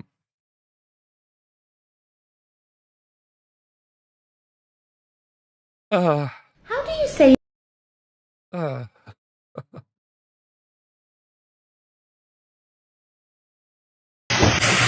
Hello. Hi there. Okay. This is another phenomenon in America. How the fuck do you forget your... First of all, I'm going to assume you forgot your kid in your car. I'm going to assume you forgot your kid in the car. Because I'm not going to assume you thought it was okay to leave your kid in the car. Now, somebody asked the question and they said, toddler, when the police break a window, can't the police get into a vehicle without breaking the window? The answer is unequivocally yes. You can buy this, but you need to check. You need to check if you're allowed to own this in your state. So do not buy this if you haven't. Like, I am foot stomping the shit out of this. Do not buy this until you have looked into your state, because in my state, this was attached to my PERC card, my permanent employment residence card, because I had the locksmith and the security in this license. This is called the Big Easy, right? I can get into your car. I can get into your car in 15 seconds. People need to understand this. This is a blood pressure cuff that is sealed. I put it into the door, pump, pump, pump, pump, pump until I get just a little bit of gap. Then I take the wedge, I put it in the gap. I can push the blood pressure cuff in farther. Once I pump that up, the wedge will go into the end, and then I can either use the long-handled thing to reach into the car, or I can use the short one and just touch the door. I'm also trained in using Slim Jims, which I don't like using. Well, the reason why Slim Jims are bad, and forgive me, I'm not an artist, but you've got the car window, and then you've got the car door, and you've got the handle. The problem is, when you pass the Slim Jim down here, you have to know, you have to know the car, the make, the model, because sometimes the latch is on this side, sometimes the latch is on this side. The other pain in the ass with using a Slim Jim on somebody's car is that, right, you've got the steering column inside of the vehicle, and you got the electrical box, and there's wires that run to the door handle. Some car manufacturers, as you see, the wire is going to be where I have to put the Slim Jim. Some car manufacturers do it along the bottom of the door, and they come up dead middle of the handle so that you can Slim Jim that handle either way. That is why, as a locksmith, I give you a waiver before I enter your vehicle with a Slim Jim. And on the release of liability, it literally says, when Slim Jimming into a car, it is highly probable that, one, the door will no longer work after this. Two, the window will no longer work after this. I've popped a Slim Jim into a door, come up, and brought wires up with me. Now, in the 90s, we didn't have as many automatic door locks. Early 90s, did we even have automatic door locks in the early 90s? I don't fucking remember, because I drove an 82 Escort in the late 90s. Were there? Because I know on my mom's Skylark, that's the next car I got. There was the windows were automatic, but the door locks were still manual. Luxury vehicles, yeah. Remember, I'm poor. I wasn't bougie. But the Big Easy gets you, were they? Again, 82 Escort, 92 Skylark, and then my Camaros. Those were my babies. The Big Easy though will get you in, but I don't think the cop should have to be required. Nope, you're good. To use the Big Easy. Oh, Jesus. Hey, buddy, can you hear me? He moved a little bit once, but It's so long. he's fading. Sorry, can you go to Eagle? Okay, Yeah. so right there, the cop no longer has to justify The passerby that called the cops uttered the words, "He's fading." That's it. That's my reasonable reason I'm about to break out your fucking window. Why the fuck did they wait for the cop? Because remember, unless 911 gives you the authority to break the window, I could break the window, take your kid out, and then get charged with vandalism and kidnapping. Once again, we need to tear down the fucking justice system in this country and rewrite it so it makes sense. See right there for me.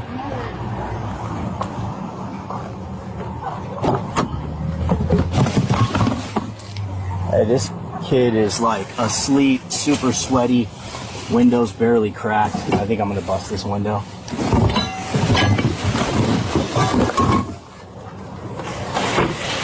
That's certainly gonna get the window busted.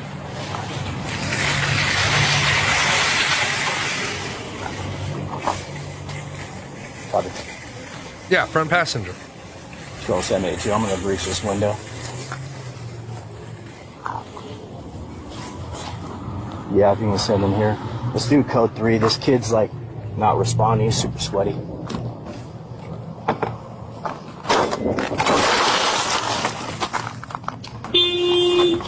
Hey there, buddy. Hi. Are you okay? Yeah, come on. We're gonna get out, okay? You wanna get your mom? Come here. Here, come on out. Come here. Come here. Come here. Come here. Come here. Hey, come here, bud. Come here. Can you come out with me? I got a sticker for you. Come here.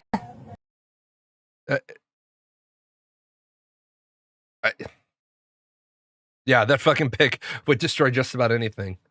This is what there are a bunch of people on the comments of that video that are defending that the police had no right to break the window until they tried to locate the parent.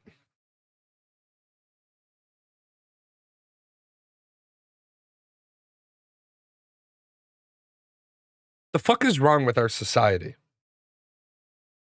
I think that if I call 911 and say, yeah, it's 110 degrees outside. There's a kid in a vehicle. The kid is sweaty. He's unresponsive. 911 should be like, I need you to state your full name and your date of birth for the record, because I'm about to give you permission to break that window while the officer's en route. Yeah, I'm Jalan 929. Mr. Jalan 929, please break that window. Get some air into that vehicle.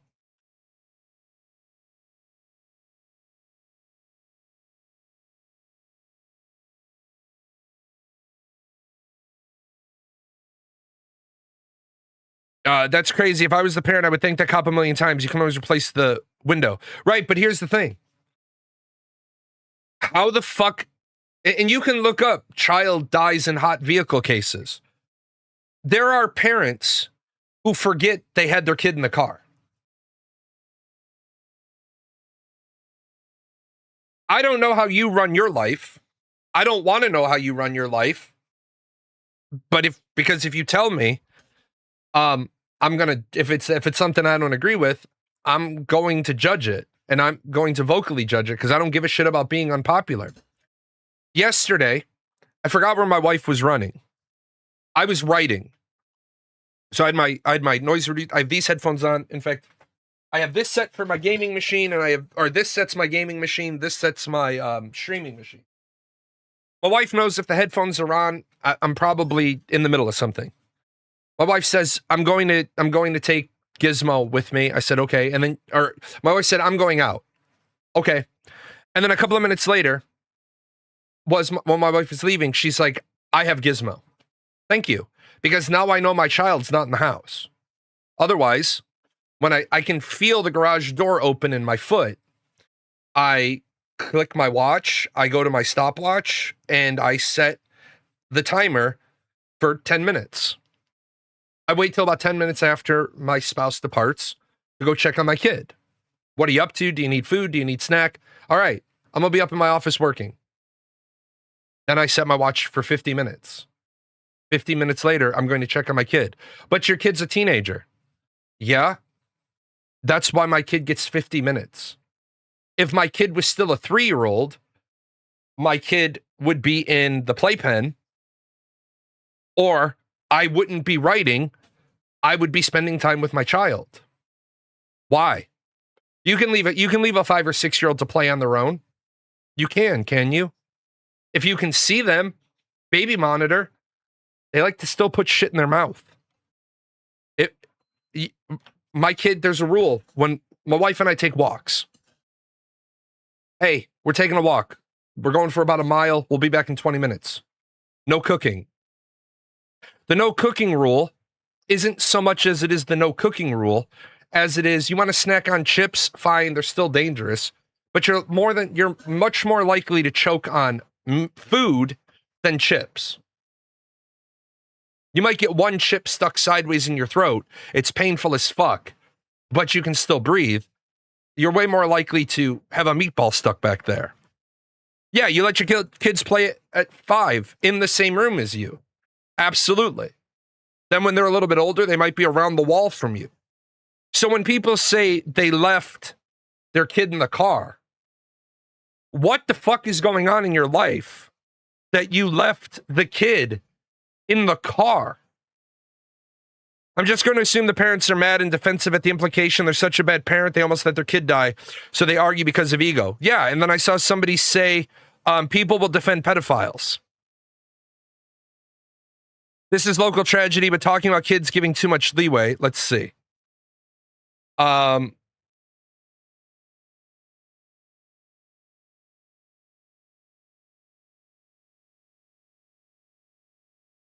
Two kids dead, 3 injured after side-by-side driven by 7-year-old rolls over.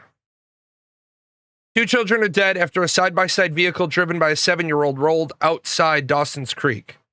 5 young children were in the vehicle when the driver lost control. 8-year-old boy was pronounced dead. The driver, a 7-year-old girl, was airlifted to the hospital. The 7-year-old succumbed to her injuries. Is there not a vehicle of what they were driving? What the fuck is a side-by-side?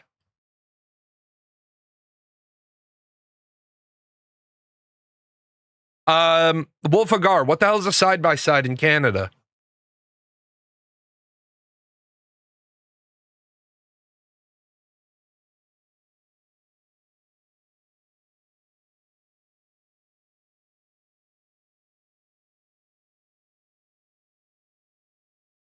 Oh, a gator.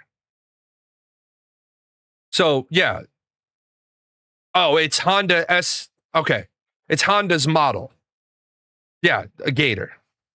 Yeah. I just didn't know that was the brand name. A 7-year-old shouldn't be driving this. I'm sorry, period, dot. A 7-year-old should not be driving this. A 7-year-old should only be operating this with their parent in the passenger seat. If that is an incredibly responsible 7-year-old, right? And you have a unique situation where you need your 7-year-old to be able to operate this. One scenario I could think of is you have a couple of 100 acres of property and you're out working on the back with your son. Your son needs to be able to operate that. A tree falls on you, something happens, your 7-year-old needs to be able to operate that. That's why I was able to drive at about 8, because we had land. And my dad said, look, this isn't a game. It's not a toy. It's not for fun. It's if we're hella far away from the house and there's an accident, you need to be able to drive this back to get me help. When my dad taught me how to drive, I could drive an Escort at about age 7. I never had the fucking audacity to try to drive when my dad didn't tell me specifically to do so. Who the fuck we have these in the neighborhood, but the only people that can drive them are 16-year-olds and up.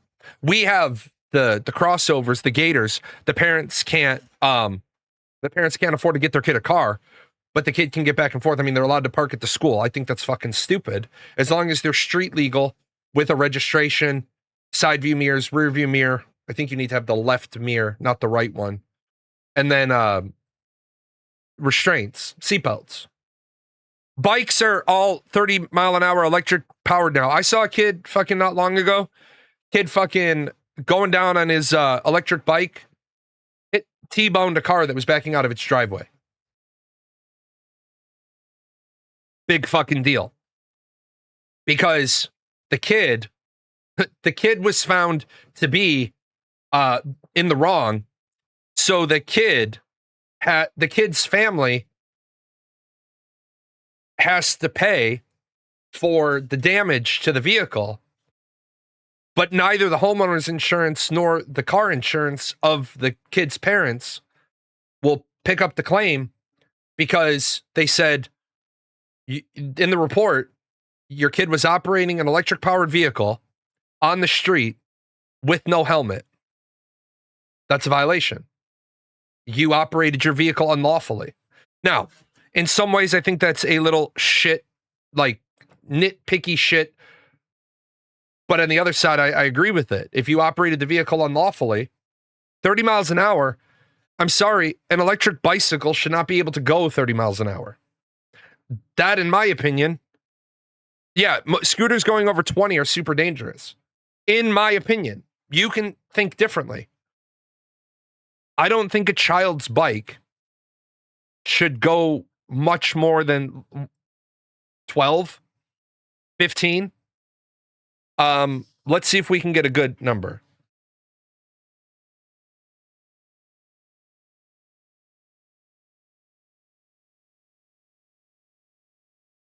Um, 8 to 12. A 12-year-old can generally pedal a bicycle at a cruising speed of 8 to 12 miles an hour. A 12-year-old can comfortably sprint at up to 15 to 20 miles an hour on flat stretches. So, you said as fast as you can run. It's what I was looking up because I was pretty sure that kids can run faster than they can pedal. I would say 8 to 12 miles an hour is probably where an e-bike should be locked in. Kids have no idea where they're allowed to ride, drive them. They're on sidewalks, roads, walking trails, parking lots. Right. Years ago, a friend of mine found out the hard way on a normal pedal bike that getting hit after blowing a stop sign was his fault. Dumbass didn't understand he had to follow the same laws a car does. Yep. Yep, but fucking Darwin's out there, man. I'm a pedestrian. I have the right of way. You're not a pedestrian right now. You're not a pedestrian. A pedestrian is... this is what kills me. The word pedestrian is a walker, but more specifically, a foot traveler. If you are on a bicycle, you are not a pedestrian. You are a cyclist. A cyclist has to follow the rules of the road. I think, if I recall correctly, I'm pretty certain in our Rules of the Road book in 1996, there was a slim section for bicycle usage. We restricted all Class 3 electric bikes to 16 plus in your state, same as driving. Yeah, that's good. That's good. Let's see. I'm going to play this one. Appreciate that, Delaron. I'm going to play this one. I have to get up real quick. It might restart. The Ashes of Creation fans, this is going to make you laugh, but this is for everybody. So 2026, you can no longer take a deduction for the meals that you pay for your staff, for yourself. Only business meals that you do with like clients, or if you do a party for your staff or an event or a holiday party and there's meals there, or if you entertainment was never deductible, but if you go to a ball game and the receipt has meals there, you can take 50% of those meals if they were for business purposes. So it's kind of annoying that you can no longer do this. The pantry in the office is gonna be probably less stock because, believe it or not, bosses, even though they shouldn't be cheap, they like to be cheap when they don't get a tax write-off. So hopefully they're smart and they still do the pizza dinners for the staff to keep staff morale up. Okay, so this is a really big one.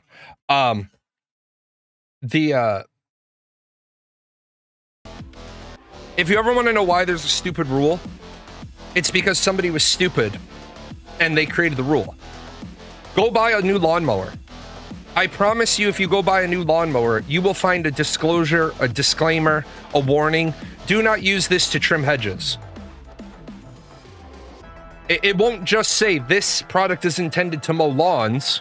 It'll say this product is intended to remain on the ground and mow lawns. Do not use this for any other purposes, including, and it'll list a whole bunch of shit. Why? Because a guy picked up his lawnmower and put it on his hedge to trim the hedge. He lost his arm. And he won the lawsuit because there was no disclaimer not to do that. We used to expense morale meals, but I'm guessing the company didn't deduct those as business expenses. Well, yeah. We keep changing the rules because people are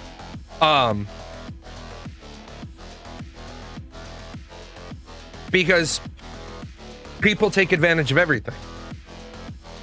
The Somali daycare scandal up in Minnesota.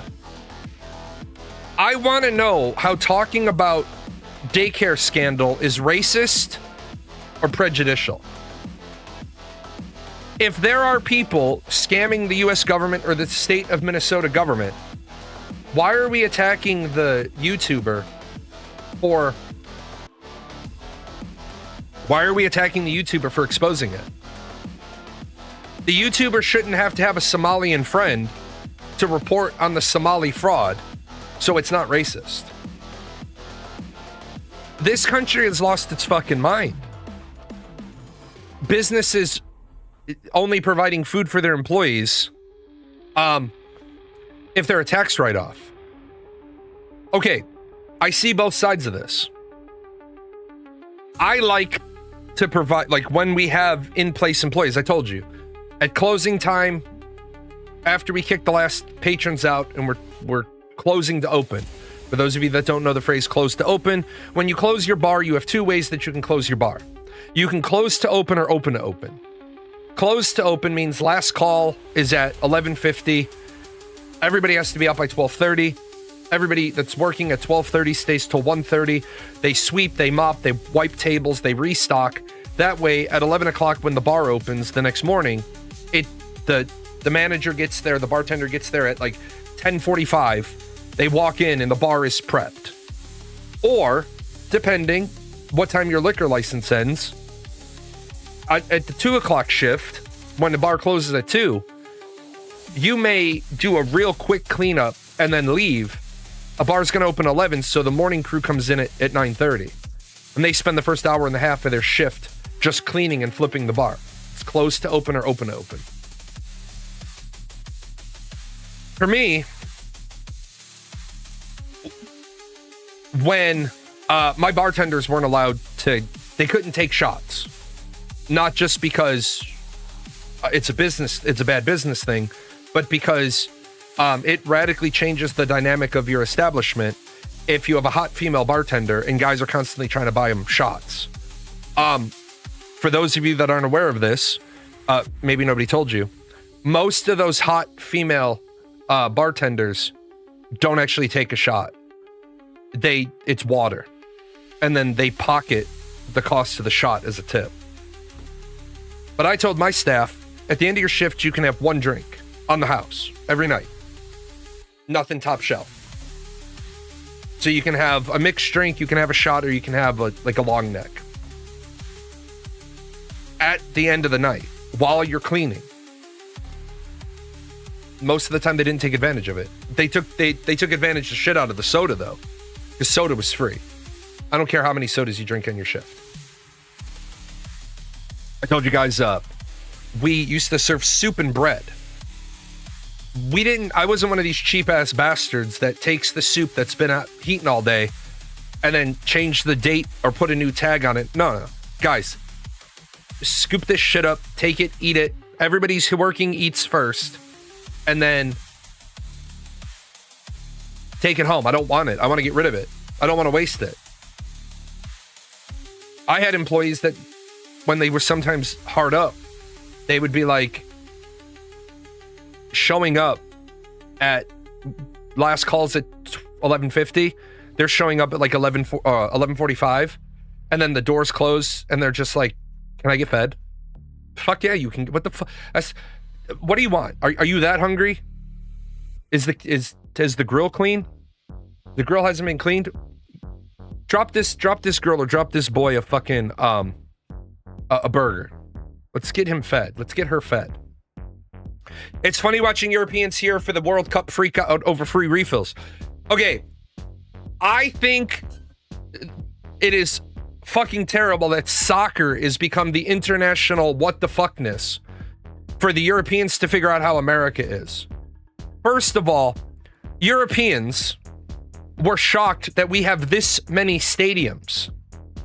Ladies and gentlemen, in many cities, they can have a sporting event and 2 concerts on the same fucking day in the same city.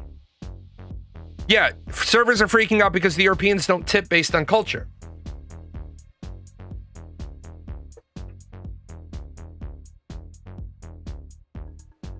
America does service better. Europe pays for service better. I watched it. I meant to download it, but I guess I didn't grab it. There was a TikToker who made a video that talked about tipping. And let me tell you, this is something I did as a business person. When do you give the tip? You give the tip at the end of the meal, right? The tip at the end of the meal is the gratuity. It's the promise. It's the carrot. It's the hope. When I was in business as an executive, because I was very young and I needed a lot of support to not fuck shit up. I take a client out to dinner. I really need the service to be spot on. Why? Because here's the client. Here's me. Here's the dinner. If the dinner is bad, then I could lose the deal. But I have 0% control over the dinner, do I? I take the client out to dinner and there's something wrong with the dinner. The client goes back to the hotel room and they're thinking to themselves, well, that was shitty. But that has nothing to do with me. It's the same thing when the waitress is over here competing for their tip and the food comes out of the kitchen wrong.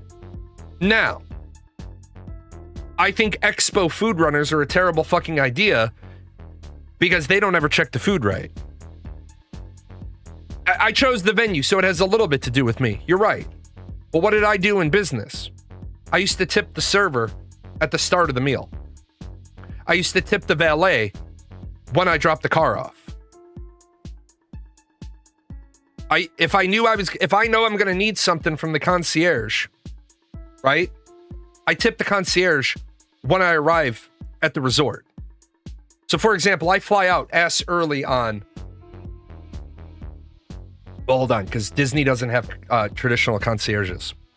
When I go to the Portofino for Universal Orlando, if I arrive and I realize I forgot my watch charger at home, the whole way to the airport, the whole way to the resort, I'm thinking about it.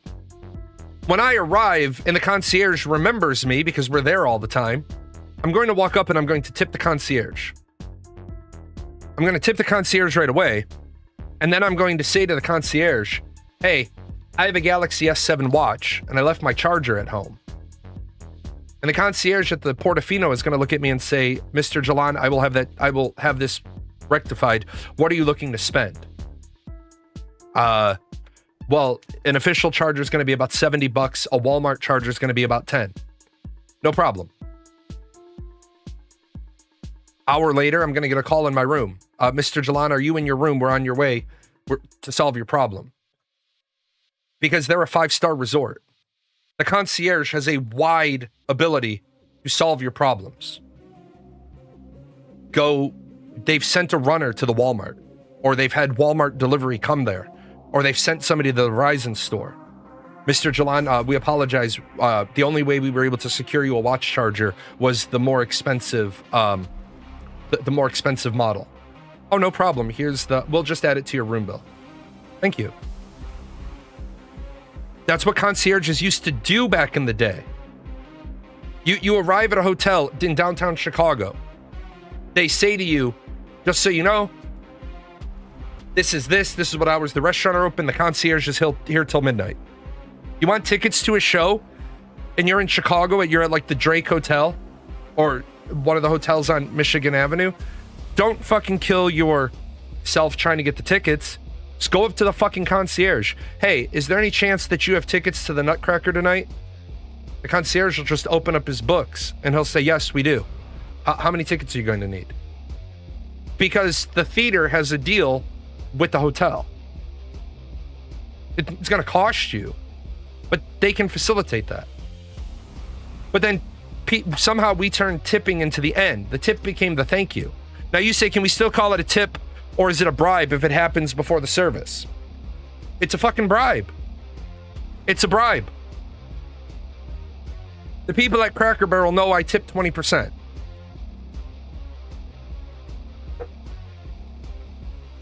A Cracker Barrel. Now, if you're American and you've been to a Cracker Barrel, you know that a Cracker Barrel is not a 45-minute restaurant. It's a 75 to 90-minute restaurant. I tip well at Cracker Barrel. My cup is never empty. My food comes out quickly. They also know that I would like the check when you bring the food. They drop off the check so I can pay for it and I can be ready to leave. Now I can enjoy my meal. I have no other anxiety-inducing events that are going to happen. They still come, they still check on it, they still see if I need anything else, they still refill my cup. But I tipped 20% and I've gotten exactly what I wanted. Would I prefer to not have to tip 20%?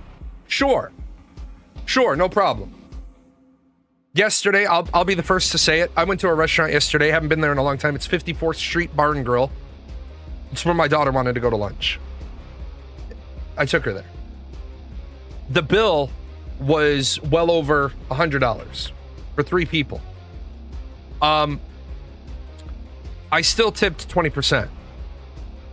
I tipped 20% because I didn't have an issue with any of the service. Well, what I did have an issue with is my personal, this is me, my personal, I hate facial piercings. I hate facial piercings. I hate them. I hate facial piercings, especially in food workers, because I have noticed disproportionately people with septum piercings they touch their face and they touch their piercing subconsciously. When I worked in fast food, when I worked in the restaurant, when I worked in the bar, when I worked in the grill, you cough into your upper arm. You cough into this crook of your arm. You don't cough in your hands. You cough up here. You touch your face, you wash your hands. You sneeze into your hands, you wash your hands. I watch servers with facial piercings touching their face.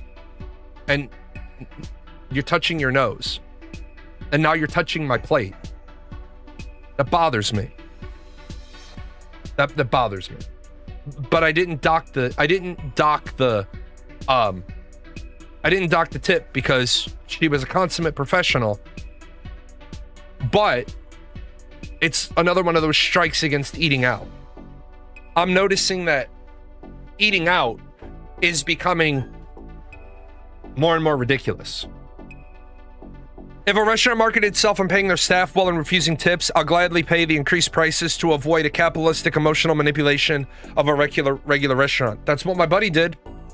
My buddy opens 2 hours earlier than they used to. And he turns his tables, almost his full restaurant, every night. He does 9 turns. That's a lot. That's a lot of turns. Everybody gets paid $23 an hour. It doesn't matter what the bartenders. I don't remember what the final determination with them was. And then the cooks. I'm sorry. Some of the chefs are paid higher than that. But the servers, the hostess, the food expo, all those people, they're now at $23 an hour and a fair share of 50% of the tips. So all the tips go to the house. The house takes half because that goes into payroll, right? Of the remaining 50%, if you work 8 out of 100 man hours, then you get 8% of the tip pool. This is a brilliant strategy for the restaurant because now you don't have servers only taking care of their tables. Every server is assigned their tops. But if they see something they can correct, for example, I don't think there is anything weird about having a pitcher of soda and refilling glasses at the table. But some people say, well, that's a lower quality establishment. But you have no problem if they're carrying a pitcher of water and they're refilling the water glasses. So what's the problem? Did you get your refill? Yes. Did you get your refill immediately? Yes. Then what's the problem? Opening a restaurant is the worst risk to reward small business idea. Yes. Opening a restaurant is terrible. Is it legal though? I thought courts ruled that tips are the property of the server if given to, and the restaurant has no legal right to the tips. In the state of Illinois, you are entitled to 50% of the tips. However, tips are the property of the server if they are being paid the server rate. Remember, minimum wage for a server in the state of Illinois is not $15 an hour. Minimum wage in Illinois is $15 an hour.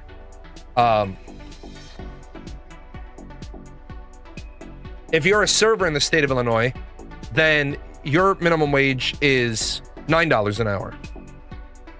So if you sign a contract that says I'm taking a pro rate of the tips, but in exchange I'm being paid $23 an hour, file a lawsuit. He's already been sued once, and the judge laughed it right out of the courtroom.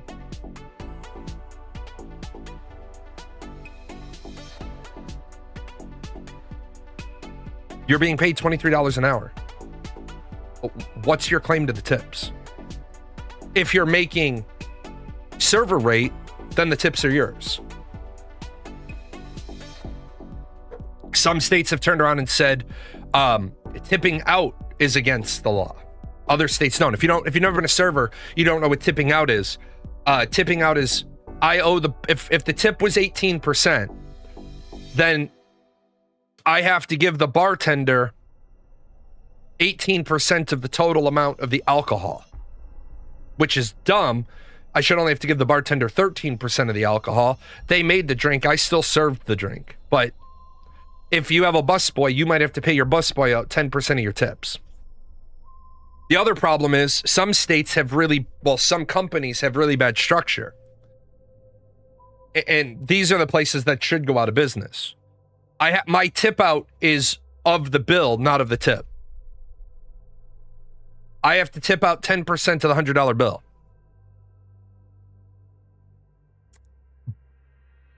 But I didn't even get a $10 tip. So I'm losing money to my busboy. And then those are the places that usually close or they can't get workers. It's again, somebody can't rub two brain cells together and figure out why this is a bad idea. Did I show this one the other day?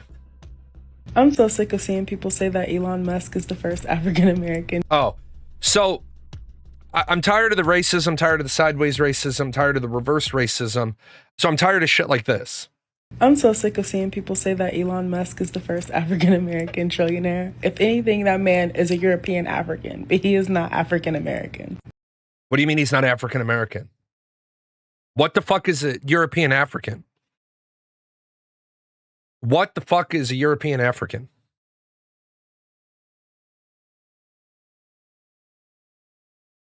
If you're born in Africa, you're African. People in South Africa are South African. People in Egypt are Egyptian. People in Egypt don't try to claim they're African. We got to stop the fucking racism. Yeah, nose ring theories checks out. Absolutely. If teen girls are old enough to give birth, then teen boys are old enough to pay child support. You don't get to just decide who becomes an adult and who doesn't. Fuck yeah.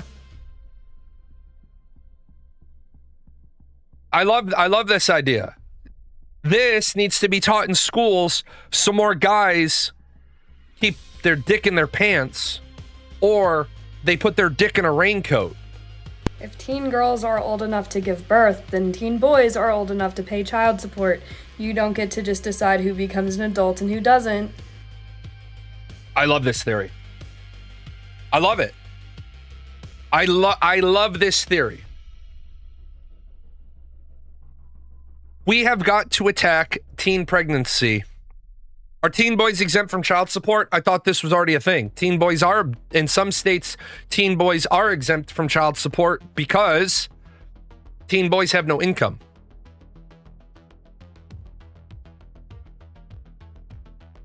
See, when you're an adult, the expectation is that you have income to provide for yourself. Therefore,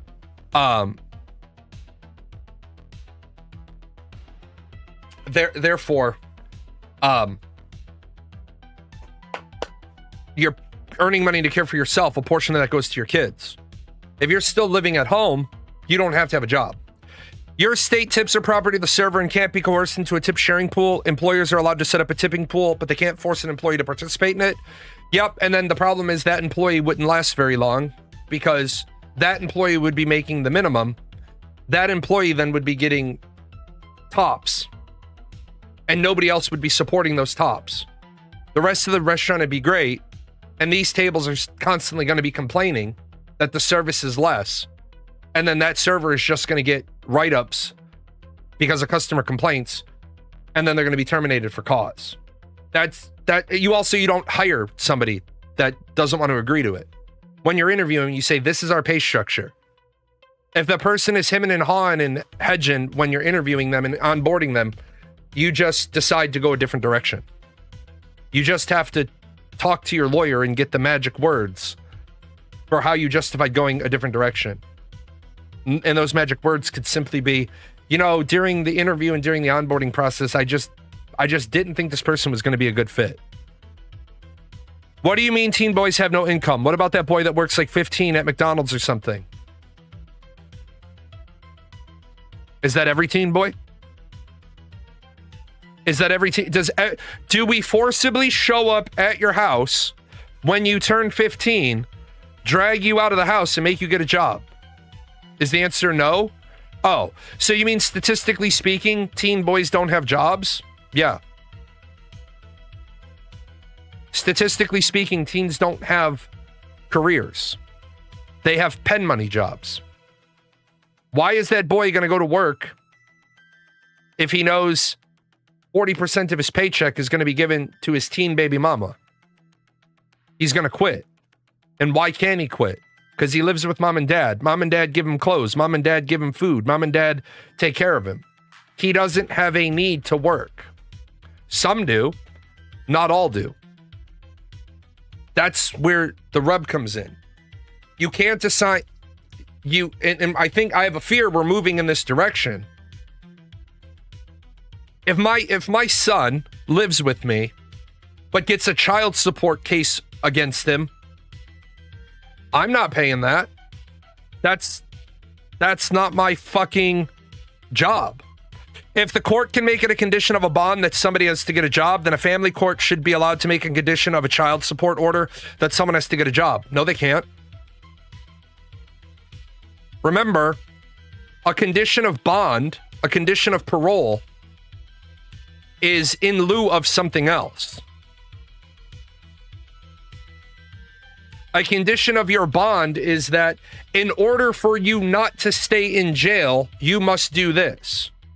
Why is that legal? Because you're being told to avoid X, do Y. If you don't have a job within 30 days, your bond is going to be revoked. Right, but they shouldn't. Family court shouldn't exist to the level it exists in this country. Family court is already so fucked up due to the lack of proper due process. Where in the fucking world in the criminal court system can summary judgments be made against you where you were never notified of the proceedings? Family court can make a ruling against you because a person swears, affirms, testifies they did everything in their power to locate you. It is nearly impossible to get the criminal court system to try somebody in absence. I'm not saying it doesn't happen, but it happens infinitesimally less in criminal court than it does in family court. In criminal court, they get a warrant based on sworn testimony. In family court, they get orders based on anonymous tips, anonymous reporting. Family court is the asshole of the justice system, and that's where we need to shove the enema first. I hate family court because I absolutely hate that you can have a good parent loses their kid for 6 months because the system is inefficient. I hate the fact that a military member can lose his kids because he's deployed. And the family court people, because the threshold is less, say, well, he had every opportunity. Then include a clause where grandparents of the child are liable for support until the time the minor father becomes financially responsible. Then you need to consider the woman's parents' income in the calculation for child support. Right, that would be the problem. See, what we're doing right now is we're trying to make the stick appropriate. Child support of a teenage boy having to provide child support is trying to figure out how to appropriately apply the stick. The problem is we need to be looking to avoidance. Now, I would be totally cool with going back to what Faye Lynn said. If you are a teenage father, then you should be ineligible for federal financial aid. Why? Because college isn't a right. College is a luxury. You are not eligible for federal financial student aid because you have a child. What you are eligible for, you're 18? Yes. You got your high school diploma? Yes. Now, go get a job, have X amount of dollars in arrears, and get a job and start paying child support. That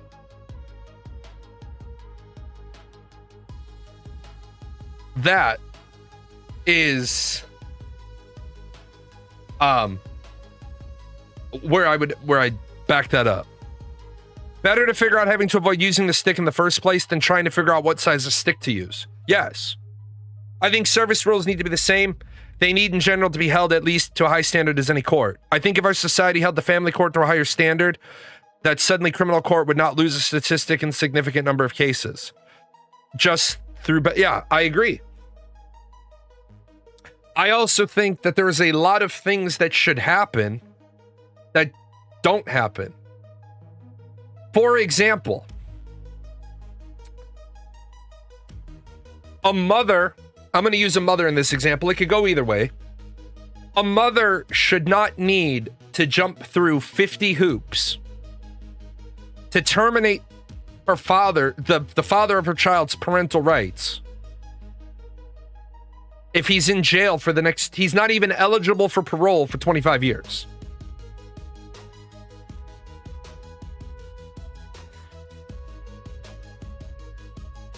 In the military, your stepchildren go on your TRICARE. It should go both ways. It absolutely should. That's why I said it should go both ways. I'm just using a woman in this example. We could do the same thing. A man whose wife goes to jail for 25 years, she's not even eligible for parole for 25 years, he should be able to terminate her parental rights. So that if that man then gets married and his wife has good insurance through her job, the child can go on to the stepmom's insurance.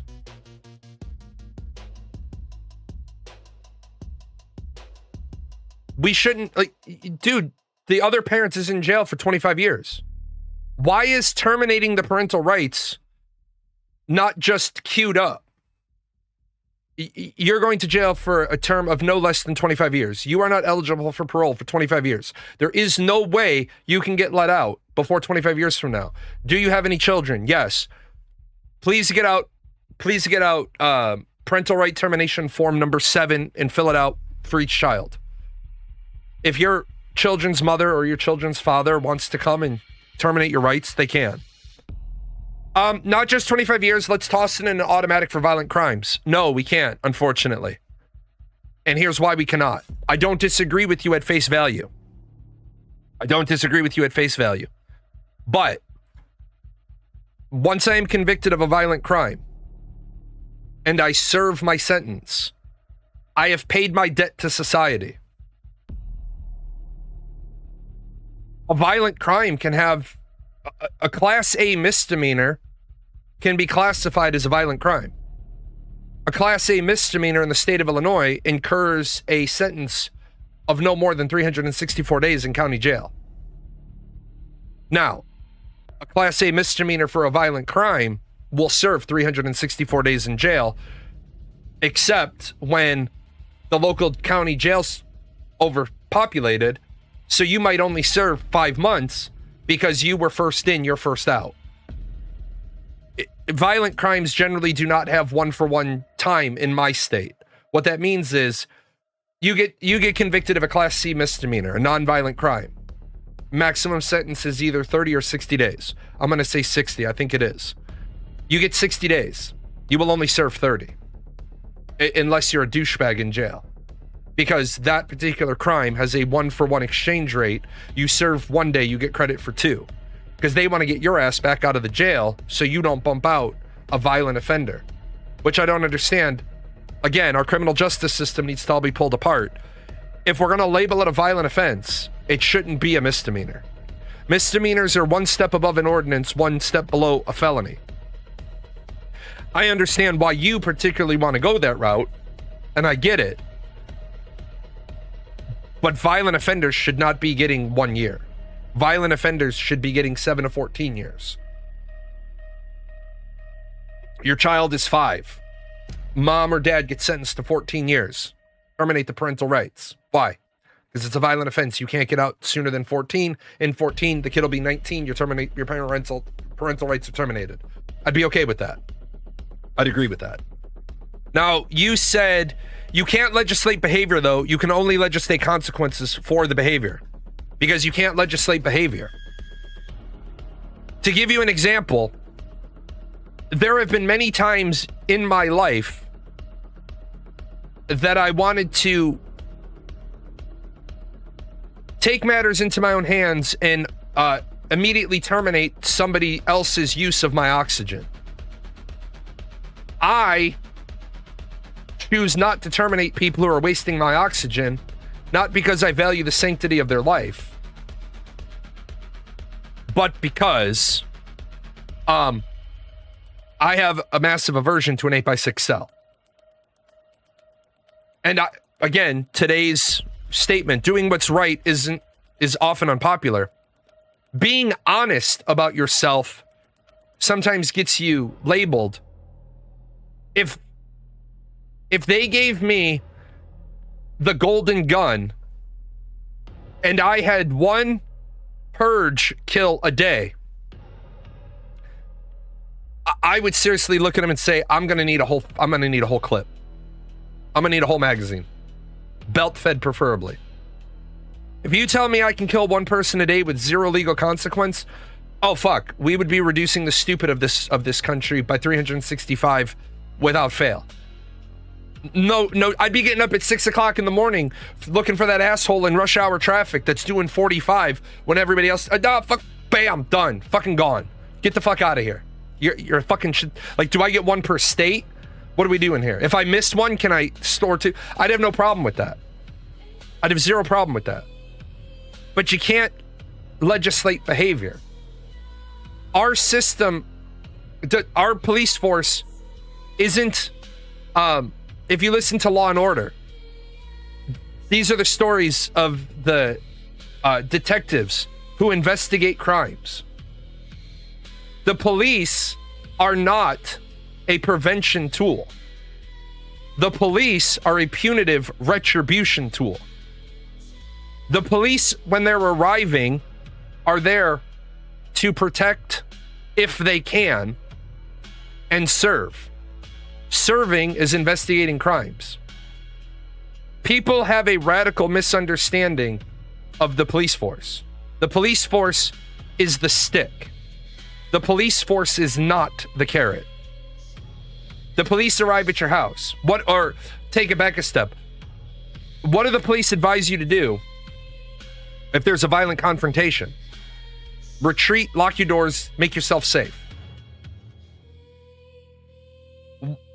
The police don't show up like Danny DeVito and I just started blasting. They will if they have to. That's where we need to change people's mentality is you can't stop kids from having sex. You can't stop kids from having sex.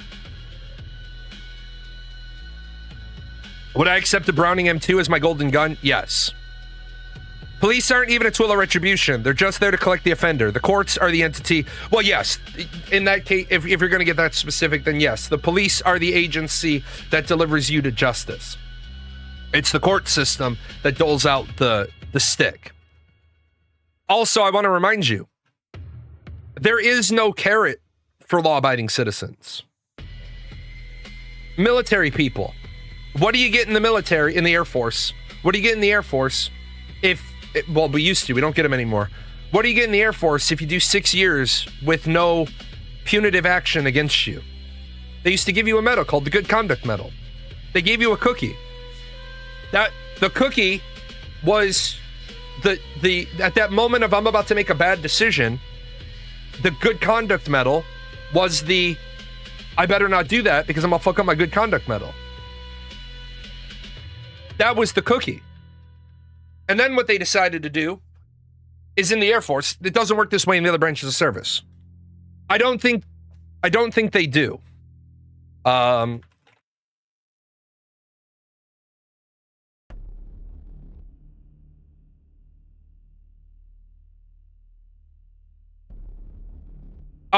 they still do get it. Oh no, it was reinstated in 2019. Yeah. It was discontinued in 2006, and then it was reinstated in 2009, which no longer affected me because once I became an officer, officers don't get the Good Conduct Medal. So yeah, they did reinstate it. It's a cookie. It's a cookie. It is the I'm going to give you something. I'm going to give you something to do the right thing. If you don't have enough if you don't have enough cookies in life, laws can compel or restrict specific actions. No, they don't. Laws can let me stop you. Laws can absolutely not do that. Laws don't compel or restrict you at all. Zero. That is a 0.0% correct statement. Laws cannot restrict specific actions. Oh, there it is. Yeah. Law cannot stop me from murder. The law can only put obstacles in my way to commit murder in certain ways. For example, a prior violent offender cannot go into a gun shop and buy a gun because he can't pass the background check. You've restricted the specific. There's a lot. No, name a law. Name me one fucking law that does that. Name me any law that restricts behavior, restricts the action. Name a law. Any law. I don't give a shit. Name a law. Because you can go along and you can say that violent offender can't buy a gun, thus he can't commit murder. Bullshit. He goes to Lowe's and he gets a chainsaw. He goes to Lowe's and he gets an axe. He goes to the archery store and he gets a crossbow. He gets a bow. He gets a hunting knife. Like drunk driving. Okay. Not a single person's life has been saved because of the punitive laws of the penalties of drunk driving. Ready? How does the law that says I can't drink and drive stop me from... Fuck, guys, I'm buzzed. I'm gonna head home. How does it stop it?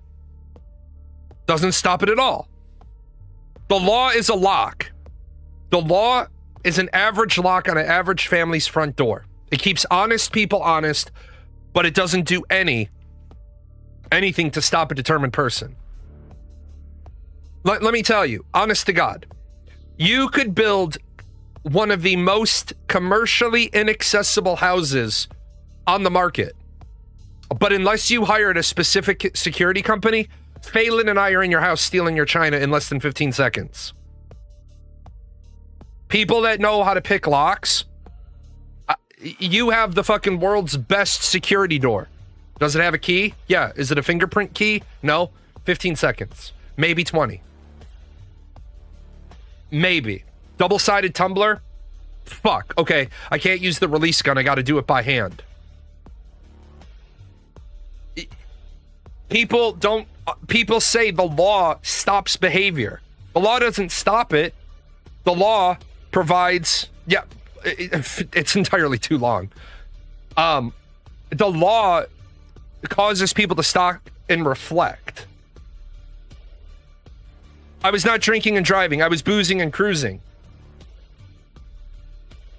If the drunk driving laws stopped DUIs, there would be 0 DUIs. If the rape laws stopped rapes, there would be 0 rapes. If the murder laws stopped murders, there would be 0 murders. Our laws are so fucked up because we can't pass good laws. We keep passing reactionary laws. For example, let me see if I can find the story real quick.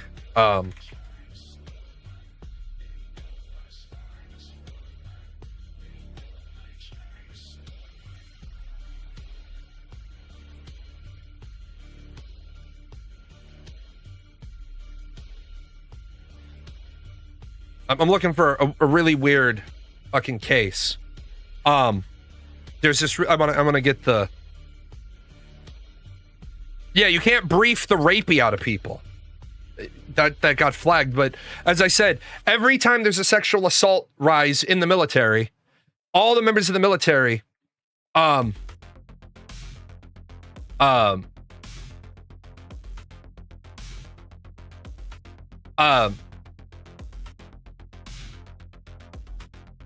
where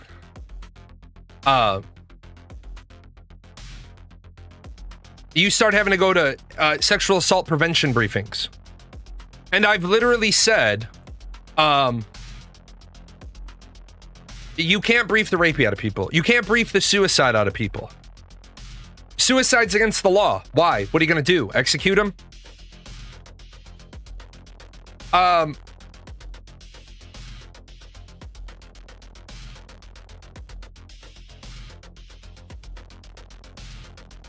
There was a person who literally made the argument. Shit, I just closed it. That's not what I meant to do. There was a college football player who literally tried to make an argument. What was his name again? I just closed it. I just pulled it up. Torvanio. Yavin Toranio, an LSU football player. In 2024, he was recording himself having sex with a woman without her consent, using a hidden camera and a clock. It was charged as video voyeurism because his argument was the state's law requires me to record the audio.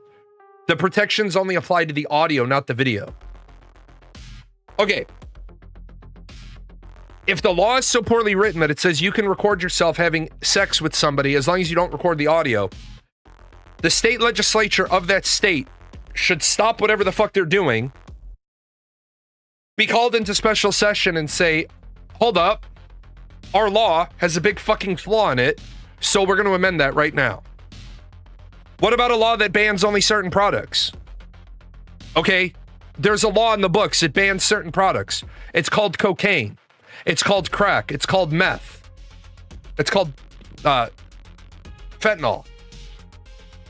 Those drug enforcement rules have done a really good job of stopping those products, right?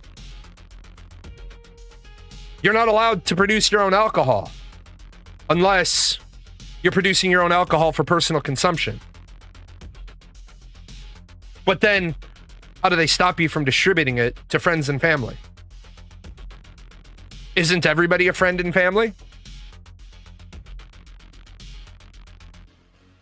The problem is law. People that have a very basic understanding of the law believe that the law stops crime. The law doesn't stop crime. The perceived penalty stops good people from committing crimes. For example, in the civilian world, adultery is not a criminal offense. Adultery is not a criminal offense in the civilian world. You cannot go to jail in the civilian world for committing adultery. You can go to jail in the military for committing adultery. Why? Because that act disrupts good order and discipline in the unit. Unless you're fucking another person's spouse in the military, 99% of the adultery cases,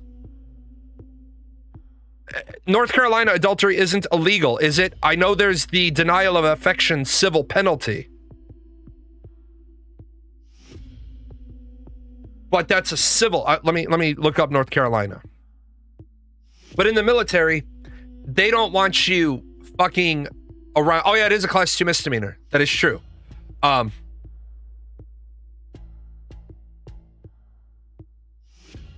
it's more than, okay, so it's more than cheating. I'll dig into that in a second. In the military, they just don't want you fucking somebody else's in the military spouse because that creates a disruption of good order and discipline. 99% of the time. Because we don't want to bring discredit upon the military. If you're a military member with a spouse and you're fucking around in the civilian world, we're just going to grab you by the fucking collar and say, stop this shit, or your ass is grass. And 99% of the time, the person stops because they got caught. They know it's going to slightly impact their immediate career. And then if they obey, there's not going to be a problem. The ones we go after is when you're a lieutenant and you're fucking the commander's wife. That's a big fucking deal. So then we're going to put you in jail. Now, North Carolina, it's a class 2 misdemeanor, but you have to be lewdly associates and you have to bed and cohabitate together. So, yes, it is true that North Carolina adultery is technically illegal, but you're not going to be charged for getting it on at a hotel. What you're going to get charged with is that you move in with your mistress. But North Carolina, if I remember correctly,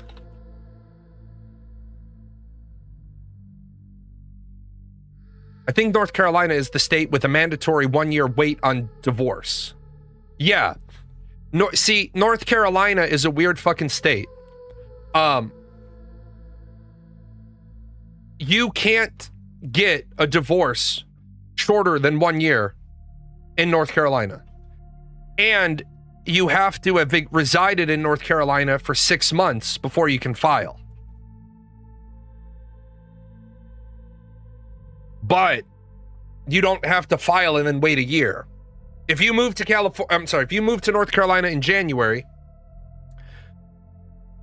in July you can file. But you can say, I've been separated for 6 months, so you could get your divorce in December. Now, the other problem is, one spouse has to intend for the separation to be permanent. What you can't do, especially and my daughter went through this because she lived in North Carolina when she was getting divorced from my first son-in-law. What I told her was, he's going to come around. He's going to come around at the month 8 mark, the month 9 mark, the month 10 mark. He's going to come around. You cannot talk to him because he's going to come around at the 7, 8, 9, 10 mark.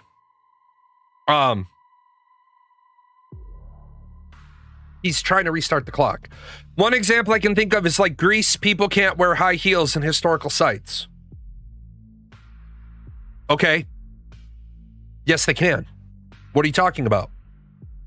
What does the law do? So the law, when that person steps onto the historical site, the law dissolves their shoe. It beams it off of its foot. It disappears. No. Again, you don't understand the like you have a child's understanding of the law. They can't do that. Okay, well, what if I do? Well, you can't. Well, what if I fucking do? My wife can put on fucking high heels and walk into a Greek historical site. The law doesn't stop her from doing it. Ma'am, you can't do that. Blow me, I'm going to do it anyway. Ma'am, you're going to be arrested. I accept that. You're saying you can't do that because the law says so. I'm saying, yes, you can do that. You're just going to have to pay the price for doing it. Laws don't stop you from doing things. Laws give you a consequence if you do that thing. If you've ever been a parent, back in my younger, less refined, less civilized scenario with my kids, I used to spank my kids. It's how I was raised. It's how my parents were raised. The absolute worst thing you can ever do as a parent, and I'm going to advise you not to spank your kids because child and adolescent psychology tells us spanking your kids doesn't work. After I spent months and months and months and years working on my counseling degree, there is enough research out there that has proved to me spanking your kids doesn't work. Obviously, when I was a young parent, I didn't have access to that research. The absolute worst situation in my time as a parent was my daughter was pushing every one of my fucking buttons. I recognize, in retrospect, my daughter was pushing every one of my fucking buttons. Finally, I looked at my daughter and I said, that's it. Any more out of you, any more misbehavior, and I'm going to spank you. And my daughter's immediate response to me was, no, you're not.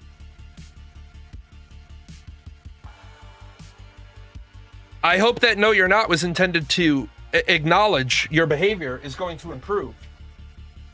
Because I absolutely fucking promise you, if that no, you're not was anything other than you acknowledging you're going to behave, this is absolutely not going to work out for you.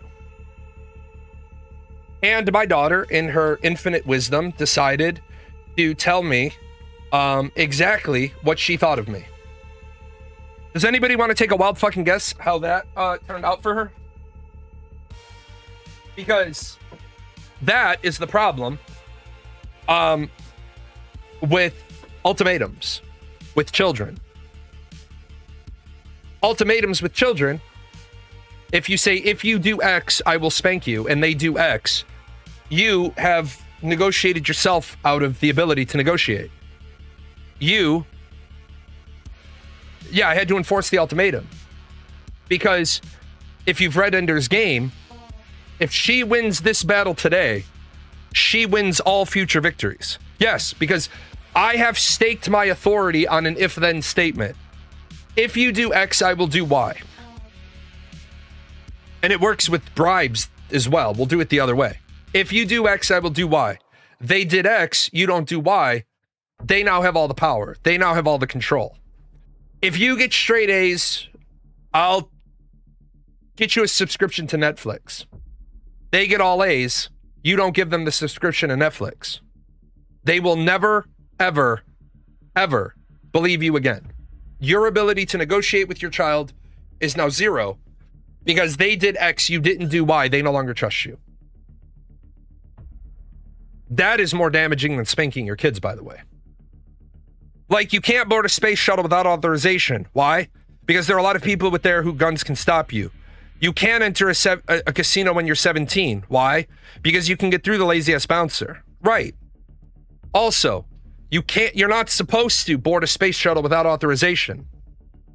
But if you have access to it,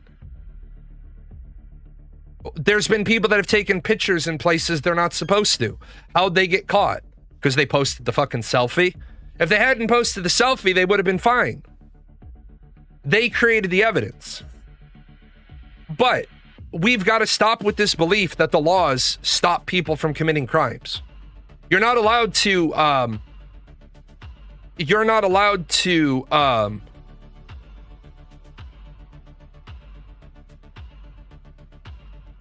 lost my train of thought.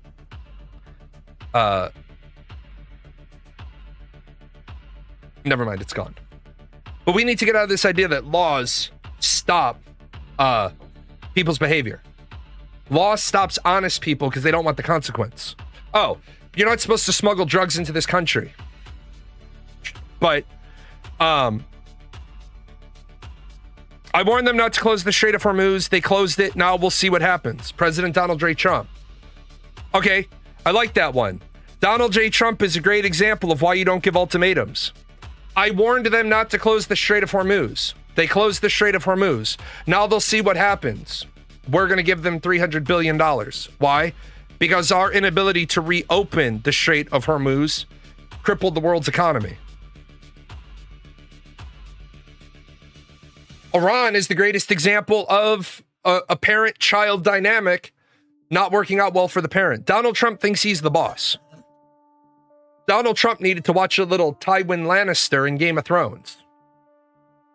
Any man who says, I am the king, is no true king. Laws are a social contract that enact a penalty upon breach. No contract prevents the ability to breach. That young man is wise. I call him young. He's not young, but that young man is wise. It's like if you watch Walking Dead. You've got Hilltop, and you've got Alexandria, and you've got Negan's factory. And Alexandria wants to be a commune, and Hilltop wants to be a commune. And they've decided not to use force and not to use violence. That's really great. Do you have people ready to do violence on your behalf? Oh, you do? You blew up 6 of Negan's people? What did he do? He killed 2 of yours.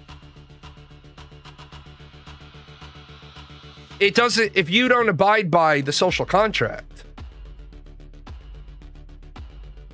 then there must be an agency, a mechanism, a response, a retaliation. If there were no police, people say if there were no police, crime would go down. No, it wouldn't. If there were no police, there wouldn't be crimes because there'd be no mechanism to take you from the street in front of a magistrate.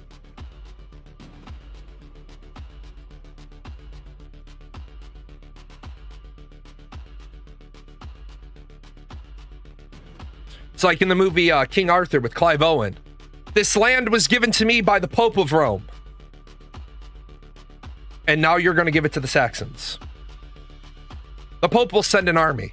No, the Pope sent us to take your ass out of here. But the law says they can't take my land. I don't think the Saxons read that page of the law book. If teen girls are...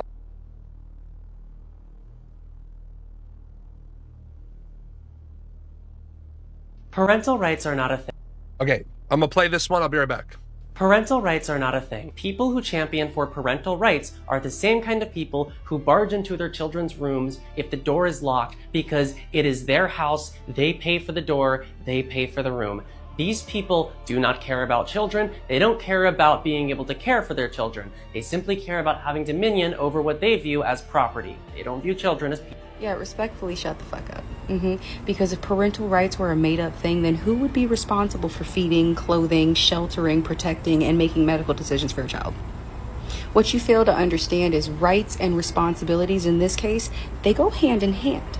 Don't get me wrong, I don't disagree with you in the sense that children deserve respect and bodily autonomy. Do you understand? I'm not disagreeing with you on that thing, that one fact. But what I am also disagreeing with you is every fucking thing else that came out of your mouth.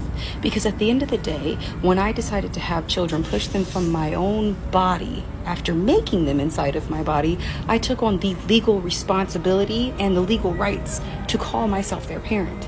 My parental rights are non-negotiable, as many other parents aren't either. So for someone who does not have children, whether it's because you can't have them or because you don't want them, keep your comments about people who do have them to yourself. You are not part of this party. It is like Mean Girls. You cannot sit with us, and on Wednesday, don't wear pink. Have a fucking day. This is where we have a really big fucking problem. If you are not a parent, you can tell me all of the complaints you have about your parents, and I will listen to all of your complaints. But until you have little itty bitty offspring of your own, some of that shit doesn't click. For example, Meliumpkin, because I give all my kids code names. Am I not hearing? Oh. I give all of my kids code names so that I can talk about them and not reveal their identities. Meliumpkin is the fourth of 5 kids. Meliumpkin kept her room impeccably clean. When she was about 13, she asked if her boyfriend could come over. She had a little boyfriend. I said, yeah, that's fine. Well, we were downstairs. Gizmo was in the living room because Gizmo was about 6. She said, can we go upstairs and watch TV in my room? I said, absolutely. Keep the door open. She gave me this look. She had this look on her face. And I said, you can watch TV down here. So she went upstairs. They're in a room. About 10 minutes go by. I just conveniently needed something out of my room. So I had to walk past, make sure the door is open. The door is open. They're watching TV. They're cuddling. They're making out. That's fine. That's appropriate 13-year-old behavior. That is absolutely appropriate 13-year-old behavior. And if you don't think that's appropriate 13-year-old behavior, look yourself in the mirror because you're probably going to have problems with your own kids. So about an hour later, I had to use the bathroom. Walk past again. Something triggered on the spidey senses, but I couldn't quite put it together. And okay. How big was the gap open? No, the door was fully open because my kids were taught an open door is all the way open, a closed door is all the way shut, and in the middle, right, if your boyfriend is in your room, that door better be all the way the fuck open. And there's no bullshit excuses because I've heard them all. Oh, well, the cats were wrestling, and oh, the cat closed the door? Yeah. Then why didn't you get up and open the door? If the cats are a big problem with closing your door magically while your boyfriend's in there, here, I've put a 6-pound weight right by your door. Just brace it open with that. The door won't close again. So anyway, my daughter, she's in her room. No problems. Although my spider senses went off. And, so the parents called and asked if I could drop the kid off. The parents were supposed to come pick the boy up, but they got into something and, they asked if I could drop him off. I said, sure, that's no problem. So I go upstairs and the amount of making out has moved into the yellow, not quite touching the red. And I come up to his eyes, hey, boy, your parents just called, asked if I could drive you home. So come on, we got to go. And I'm standing there. And the boy slides out from under the covers and shit. His pants are on, everything's good. Yeah, basically, we'll go with that. And so then I'm looking at my daughter and I'm like, let's go. And she's kind of giving me this look.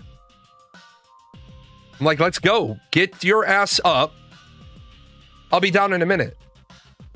No, motherfucker. No, the motherfucker, you will not be down in a minute. Because either the words are going to come out of your mouth that say, I need you to go away. I'm guilty. Or you're going to get out from under the fucking bedclothes because you're fully dressed. Those are the only two. Either you're going to plead guilty and then I'll leave. Or you're not guilty, get your ass up. So she decides, I give her credit, like a fucking boss. She gets out from under the bedclothes, has no pants on. Cue the Kevin Hart question. When did this become a whorehouse? I didn't say shit. She slides out from under the covers, turn my back, I go down the stairs, pick up my keys, pick up my wallet, pick up my sunglasses, drive the boy home. While driving the boy home, listening to nice, relaxing, classical jazz, trying to get my blood pressure down from 5,000 over 90. Drop the boy off, put on my best fucking, your boy's such a wonder, he's such a charm, love to have him, he's a great kid. Close the door, I'm gonna fucking kill him. My daughter is still sitting in the back seat.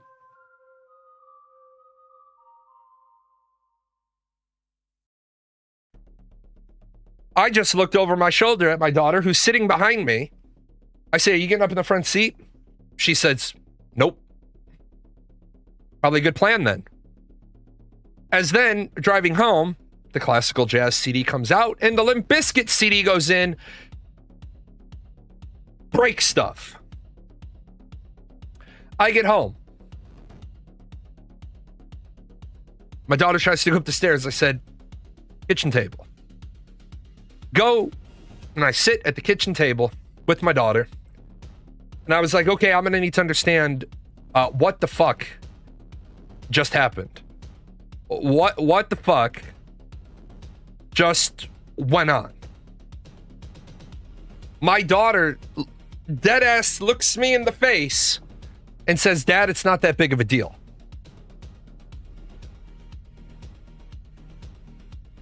All right. Apparently you decided to skip right over AAA ball and you want to go right to the majors. I said, okay, if it's not that big of a deal, elaborate. My daughter, at the wise age of 13, says to me, my underwear covers more than my bathing suit bottoms. To which he was probably expecting this to be some sort of like win. To which she said, to which I said, I don't believe that is the case. But if that is the case, I am going to need you to go and retrieve those bathing suit bottoms. And you're going to need to be able to put those on when your mother comes home so that your mother and I can figure out who's wrong here. She's like, what do you mean? I said, if your bathing suit bottoms cover more than your underwear, then that's great. Or I'm sorry, if your underwear covers more than your bathing suit bottoms, then that's great. That means the only thing I have to replace is the bathing suit bottoms. But if that much ass is hanging out of your bathing suit bottoms, they're gone. And then we're going to talk about what underwear is actually supposed to be for a 13-year-old. And I said, now at this point, we've kind of ventured into a realm where none of your older sisters are here and your mom's not here. So we're going to pause this until you have an advocate. And she looks me in the face and she's like, well, what do you mean? I said, I don't want to have this conversation because I'm neurodivergent and I want to make sure that I'm not responding inappropriately. I then proceeded to call the adult older children and say, this is where you get to be a good older sister and play pro bono defense counsel. So her eldest is like, that's inappropriate, Dad. And I said to the eldest, who's a lesbian, I said, is it any more inappropriate than when I caught you and your wife having sex on my couch? And she said, It's slightly less inappropriate because she was in her room, but still inappropriate. I said, cool, got it. The next kid down was like banging on the phone. Hello, old man. And I was like, what? She's like, you beat my ass for that. And I was like, I did not. And she's like, you most certainly beat my ass for me not having bottoms on when my boyfriend was in my room. I was like, well, shit. Fucking jurisprudence, precedence is already set. So my wife gets home. We sit down at the table. And I said, okay, tell your mother what happened. She's like, I was just upstairs watching a movie with my boyfriend. Yeah, you mean to say you let her take a boy to her room? You never allowed me to do that. Technically, the oldest can say I never allowed her to take a boy to her room because she wasn't interested in poles. She was interested in holes. But she says, I was just watching a movie with boy. And I look at her and I'm just waiting and I'm staring. I'm like the fucking Velociraptor in Jurassic Park. And I'm like, there's more. And she's like, oh yeah, Dad got bent out of shape because I didn't have pants on. My wife was up out of her fucking chair in such a shot. Yeah, you forgot all I had on was panties. My wife was up in such a shot that I had to get in my wife's way. And at that moment, my wife locked eyes with me and she said, I told you this was a bad idea. Yeah, Mexican mother with a chancla from the top fucking rope. And I'm getting yelled at. Like, I'm getting fucking yelled at. And I'm taking it because my wife is correct. I'm the one who said she was mature enough and responsible enough. Because when she said, can we go upstairs and watch TV in my room? I said, yes. Mom said, hell no. I think that, if I recall correctly, that might have been a little bit of the driving factor about why my wife went out for a drive with the young one to go get ice cream, because it was bothering her so much. So after I get done getting yelled at, I look at my daughter and I say, now you really understand the gravity. She's like, I don't get it. I said, one parent already told you no. You burned the parent who advocated for you. So when this woman says this in the video, parental rights are not a thing. People who champion for parental rights are the same kind of people who barge into their children's rooms if the door is locked because it is their house, they pay for the door, they pay for the room. I barge into my kids' rooms. Never, because I have daughters. But I will bang the fuck out of their door if it's 1 o'clock in the afternoon.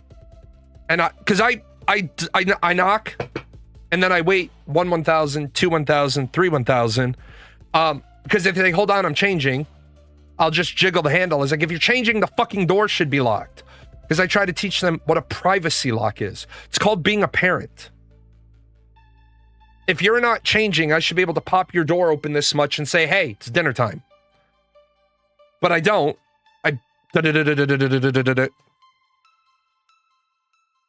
It has nothing to do with the fact that you have a locked door in my house. It has to do with, why do you feel you need to lock your door in my house? Because I know what the fuck I got up to behind a locked door in my mom and dad's house. It's why I figured out that you can keep a bottle of vodka in your water bottle, but you can't keep a bottle of whiskey in your iced tea cup. Any other young drinkers get it? Your wife hates it when your boys lock their door. I'm just like, you don't want to see that. Right. You don't want to, you also don't want to uncover the crusty sock shoved in between the wall and the bed. The reason in a house full of respectful people why you should need to lock a door. There's no reason in a house full of respectful people why you should need to lock your door. Right. And that was one of the things, as I said, as I grew as a parent, as I got older as a parent, as I rationalized that I'm the dad to daughters, right? Like my daughter, I had a big problem with her. I'm banging on her door, 1,000, 2, 1,000, 3, 1,000, trying to open the door, and the door is locked. Why is the door locked? Because I'm changing. You change an awful fucking lot for a person who does no physical labor, no chores. It's 1:30 in the afternoon and I'm putting lunch on the table. I saw you at 11 after you got out of the shower. You haven't eaten, so you didn't get anything on your clothes. You haven't done yard work. So why the fuck are you always changing? Well, surprise, surprise. Found inappropriate photos in my daughter's Snapchat. By the way, parents, I want to teach you this one. If you didn't know this shit, I'm going to teach you something I didn't know. A good parent goes through their kid's phone. No, a good parent gives their child autonomy. No, the fuck a good parent doesn't. A good parent goes through their child's phone periodically. Goes through their text messages periodically. But not as a parent. As a concerned friend to make sure that your child is operating inside the bounds of safety. Parents that say to me, you should never go through your kid's phone. Why is your kid a junkie? Why is your kid a criminal? Why is your kid pregnant? Because you never looked through their fucking phone. My generation, our lie was saying we were spending the night at somebody else's house and forgetting that our parents know what a telephone is so they can link up and make sure. So the boys are all spending the night at your house. No, the boys told me they're spending the night at your house. And y'all get called in, what the fuck? Because y'all try it. Yeah. If you never go through your kid's phone, email, then how are you going to know when they have fallen into a trap from pedos? You just snuck out the back window at midnight. Yeah, my daughter, stripper tried that. And she almost got away with it.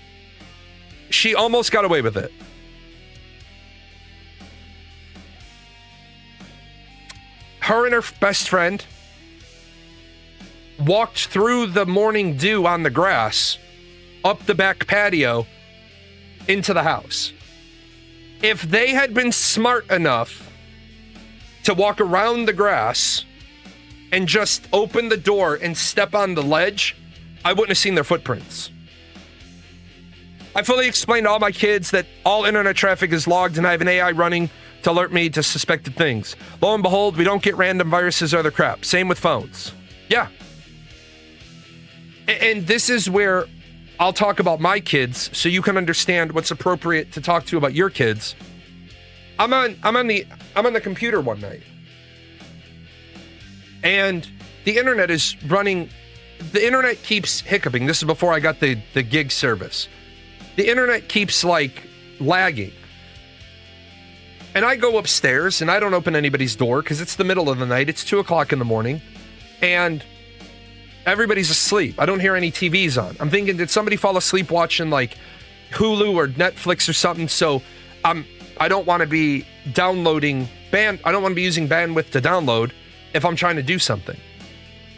So everyone's asleep. I'm not about to bang on doors and wake kids up. My daughters are allowed to sleep with their door closed because both of my youngest daughters hate clothes. When they're in their room after the appropriate evening hour, they can just say, I'm settling in. And once they've said I'm settling in, I don't even attempt to go in their room. But I'm looking around. Nobody's up. I don't hear nothing. I go back downstairs. I open up the router. Click on where the traffic is going. My kid's watching porn. Okay, big fucking deal. But now I know she's watching porn. She's looking at erotic photography. Oh shit, hold up. That's a red flag. And somebody would say, well, wait a minute. Your kid watching porn is okay, but your kid looking at erotic photography is not okay. Why is that? Because if your kid is looking at erotic photography, they may or may not start producing erotic photography. Because remember, erotic photography, yeah, they may start wow, look at that. Wolfgar got there. Wolfgar got there. So all I did the next day was I said, hey, amnesty conversation. When I tell my kids amnesty time, they can admit to anything and I can't punish them. I said, amnesty time. And she's like, okay. I was like, you're the one with the iPhone, whatever. She's like, yeah. I said, so you were looking at porn last night. Turns beat red. I was like, hey, I don't give a shit that you were looking at porn. Let's get past it. It's amnesty time. She said, okay. I said, don't care about the porn. Care about the erotic art, the erotic photography. She said, okay. I said, God damn it, Wolfgar, stop stealing my thunder. I said, you understand that you can't take inappropriate photographs of yourself because that's the production of child pornography, even if it's you. And she was like, Dad, I would never. Stop your bullshit. Please stop.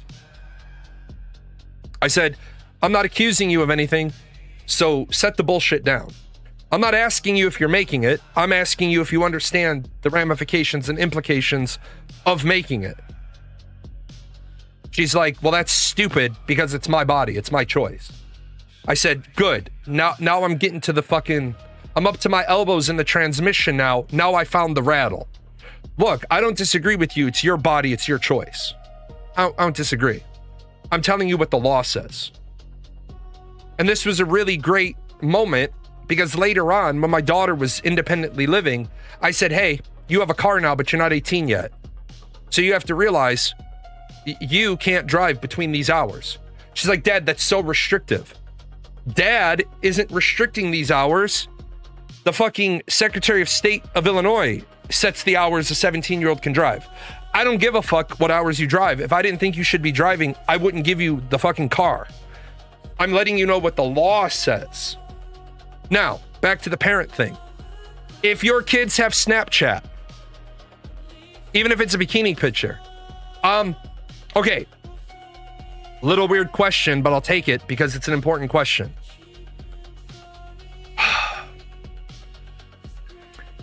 A bikini picture cannot be child pornography unless the secondary clause of the child pornography is that a picture of a child, of a minor child in a bikini was taken for the exploitation of commercial purposes.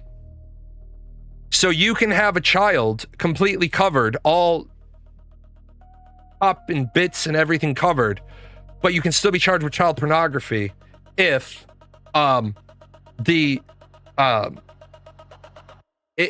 purpose of the picture is to exploit the child. This is the Miley Cyrus thing. If you're not familiar with this,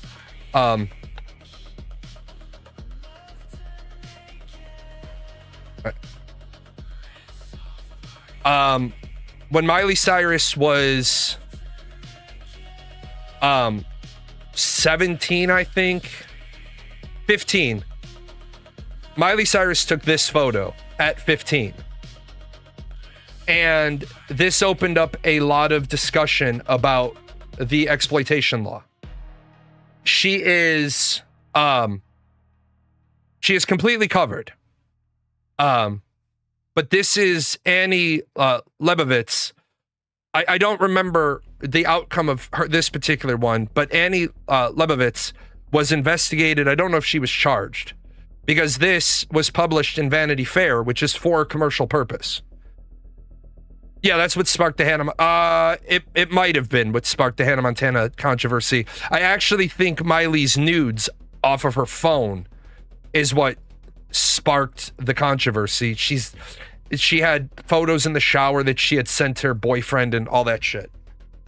But for the parents, Snapchat has a folder called For Your Eyes Only. It is very, very common for your kid to take it is very, very, very, very, very common for girls and boys to keep illicit photos in their for My Eyes Only folder. When you're going through their phone, go into their Snapchat, check that. If there's anything inappropriate in that folder, that tells you they shouldn't have they shouldn't have that folder. They shouldn't have that application. If you find anything inappropriate in the For My Eyes Only folder, get rid of it. Get rid of the app. Now, did I contact the boy's parents? No, why would I? Why would I contact the boy's parents? My job is to raise my kid. Their job is to raise their kid. If that boy isn't supposed to be in a girl's bedroom, then the parents should let me know that's their rule for their son. If my rule is that my daughter doesn't go into a boy's bedroom, I will tell the parents that. Hey, just so you know, I don't allow my daughter to be in the bedroom. I've had some parents like, well, there's nowhere else in the house for them to hang out. Then there's nowhere in the house for my daughter to hang out. I'll take them with me. I'll take them somewhere. I'll drop them off at the mall. I'll take them to the arcade. I'll take them to the movies. I'll take them wherever the fuck. But if the only place my daughter can be in your house is in his bedroom, she doesn't need to be in that house. And my daughters over the years have said, well, that's restrictive. I said, yes, it's a barrier. Let me elaborate. One of the 8 rules for dating my daughter. Sex without a barrier method can wind up killing you. Let me elaborate. I am the barrier. I can kill you. My daughter turned out, my daughter had one more issue. Well, because he was in your house. Yes, he was in my house. He was in my house. In a place I told him he could be. Why am I going to call that boy's parents? What did that boy do wrong? What did that boy do wrong? That boy's pants were on. Why would I call that boy's parents? See, the problem is, this is why people without children need to ask a lot of questions but not have an opinion. He did nothing wrong. He behaved the way I would expect a 13-year-old boy to behave. It's not like okay. It would be a little different if I said, hey, you two, I got to run up to the market real quick, finish watching your movie, and they were downstairs. And then I get home 20 minutes later, and they're up in her room. Now I'm going to kick his ass out, and I'm going to say, even if my daughter tried to take you upstairs, I told the pair of you to finish your movie. So now you're bounced because I gave you an instruction, and you chose to defy me in my own house. Goodbye. Like, my daughter, I don't give a shit if she gets offended. There's nothing wrong with being offended. My daughter was a typical fucking teenager, but after the boyfriend incident, she wasn't allowed to have boys up in her room. They were downstairs watching a movie. I went upstairs, my wife went upstairs, we let them have the living room. I came down and my daughter was sitting in his lap. And I was like, well, it's about that time. And my daughter gave me this look and she's like, we're not done with the movie. And I was like, oh no, we are most certainly the fuck done with the movie. I had a little bit of a problem with this kid. She was a little bit rebellious. I drop him off. She's like, you embarrassed me. No, you embarrassed yourself. Because you are supposed to be Gizmo's older sister. I don't need Gizmo to come down for a bowl of ice cream and you sitting in your boyfriend's lap making out in my living room. I don't know where I failed you. And listen to these key words. I don't know where I failed you, Anakin. I have failed you, Anakin. I have failed you.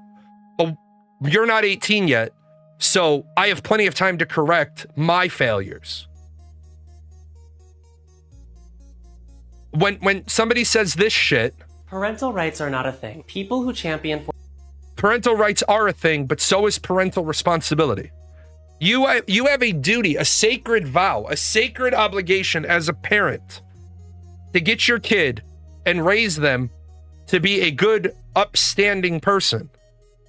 And notice what I'm saying is I don't expect children in the year 20, in the 20 teens or the 2020s to act like they did in the 1950s and the 1960s with sock hops and home by 9. Society has changed, right? Society has changed.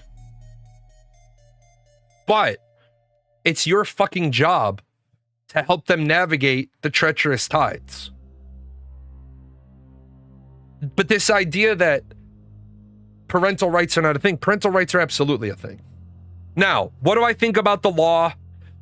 Britain's ban of under 16-year-olds being on social media. Stupid fucking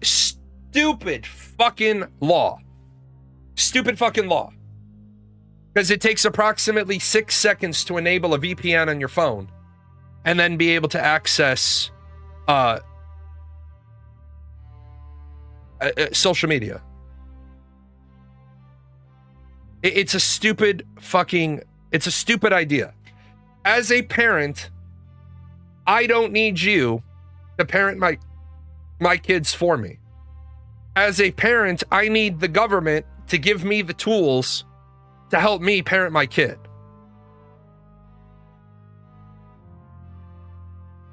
If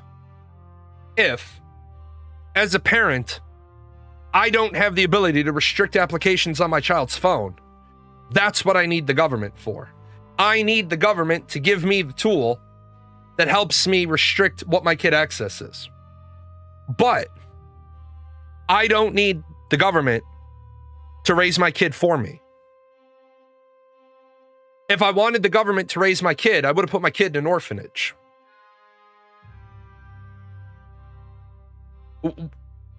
Where we're missing some really, really important bits and pieces.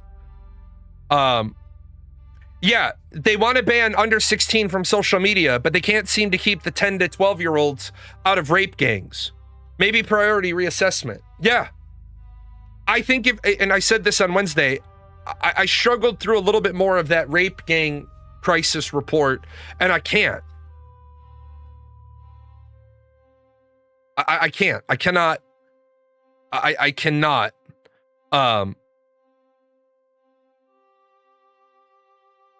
You said, what do you mean never punish? So if your kid does something wrong, you just let them get away with it? No. Rad dude, I do not understand you. Of all the time you've been here, your worldviews, I literally cannot comprehend your worldviews. I have literally said, that boy did nothing wrong. That boy was in a room in my house that I gave him permission to be in. That boy's pants were on. My daughter was the one who did not have pants on. Why would I call that young man's parents and report to them what exactly? What exactly would I tell the parents? Because if I tell the parents what happened, no, I know he is, but I'm following what he's saying. I'm following their conversation as well. It's the mentality of the answer. No, they were in her bedroom when her pants came off in her bedroom. I think you missed the start of the story. The problem is that boy did nothing wrong, so why do I want to hem him up at home so that then the parents can look at me when they talk to their kid and they hear the story? Why do I want to look like the jackass to the other parents? That boy's going to be like, I don't know what the hell I did wrong. We were just in a room. We were making out. Mr. J said we could go up there. If you're a parent, you understand that somewhere between the age of 11 and 13, giving them permission to be in the bedroom is vis-a-vis giving them permission to make out, kiss, light play. And if you don't understand that, you don't have any business, A, having kids yet, or B, letting them be in the room. If you have failed to create that, yeah, I wanted to inform you what happened at my house. I witnessed your son hanging around my daughter and your son had his full clothing on. Okay, Mr. J, can you explain to me why the fuck you're talking to me? Right. Now, 11-year-olds make out. Yeah. 11-year-olds spin the bottle. 11-year-olds have their little parties. The boys all have to be out by 9:30. But the parents, this is the 90s, remember? The 80s and the 90s. You're all in the basement. There's no parents for several hours. You're playing spin the bottle. You're playing 5 Minutes in Heaven. And then about 9:25, the dad opens up the door to the basement. Hey, gentlemen, you have 5 minutes to be up here. Let's go. But he never comes down. Why did the dad give you the 5-minute warning? because the fucking baby boomer parents know that some of the kids might still have 4 minutes and 30 seconds on their 5 minutes in the closet. The Generation X people are laughing with me. They're like, yep, open the door. Gentlemen, you got about 5 minutes to be the fuck out my house.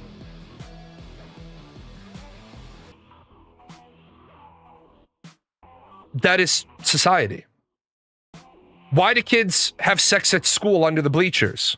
Because they have nowhere else to go. Why do kids have sex in the back seats of cars? Because they have nowhere else to go. When you give your son or your daughter a car, you're giving them a mobile fuck platform.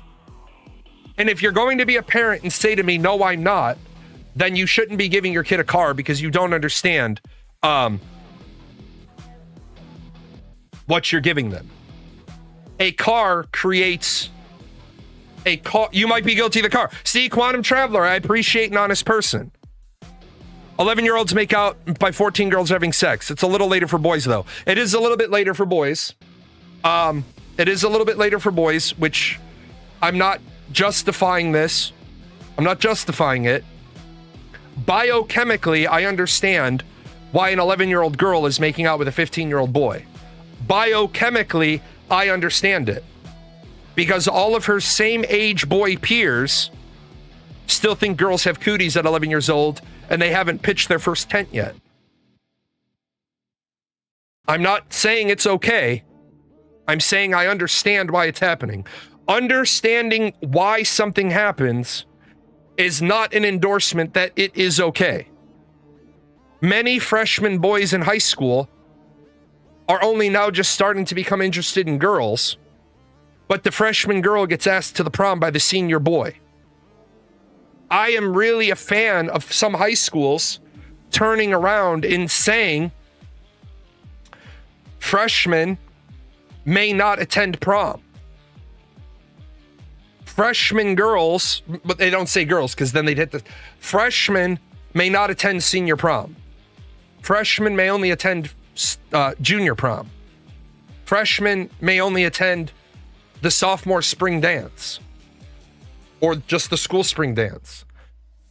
Why? Because at that age range, they're not age range peers anymore.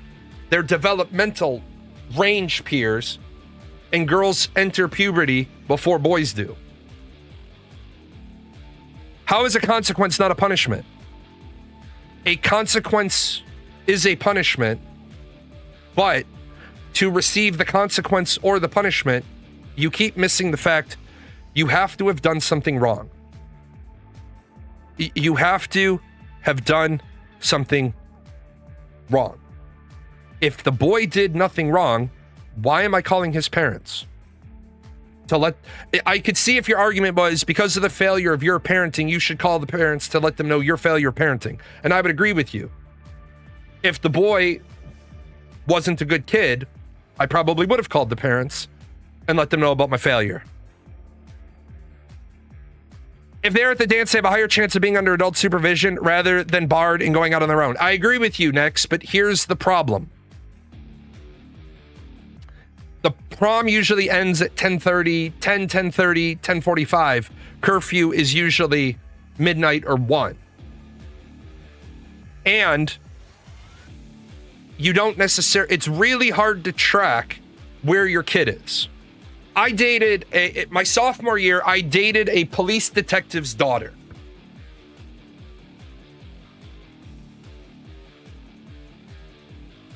We said we were going to the dance, and then we were going to Connie's Pizza. I pre-placed our order with Connie's so that when we got there, we walked in, our food was out 5 minutes after we got there. We said, hey, we're going to be there at 10:45 for our post-dinner. And they said, would you like to place your order so we have it ready? Yeah, I would. That'd be awesome. So we went in. We went to the round table in the back that they gave us. 10:45, we get there. 10:55, the pizza and the sandwiches are out. We eat. It's about 11:20, 11:30. We start heading out. The parents are there to pick people up. As I'm coming out, I see my date's dad sitting in the parking lot, but he's not the one picking us up. Another parent was picking us, her best friend's parents were picking us up. So out of respect, because I saw him sitting in his car, I crossed the parking lot and said, "Evening, sir." He said, "Evening, boy." "Is everything okay, sir?" He said, "She has older sisters." Now keep in mind, I'm about 15 and a half right now, and I'm like, is this like fucking code or something? Like, I have 2 dogs. The raven crows at midnight. The dog jumped over the moon. Like, what the fuck does her having older sisters? Sir, Sir, I'm just a dumb Irish Mick. Does that have some implication for me? He's like, her older sisters used to not go after the dance where they said they were going to go. I'm like, I probably shouldn't let this guy know that I got keys to like 6 houses that are empty. I was like, oh, I would never do that, sir. And he gives me this look. I say, while your daughter is dating me, your daughter will always be where I say your daughter will be. Because I will always be where I tell my parents where I will be. He gives me this look and I say, I have older brothers. And he laughed. It was the first fucking time I'd ever seen this fucking police detective laugh. I was like, I have older brothers. I have to get really creative. Yeah, she has older sisters means I've been to this rodeo before. And I'm making sure the Bronco isn't out of his cage. Right, exactly. But what the funny part was, right? I didn't really connect all that until I was a parent. Why is he sitting in the parking lot? To make sure we got there. Why is he sitting in the parking lot?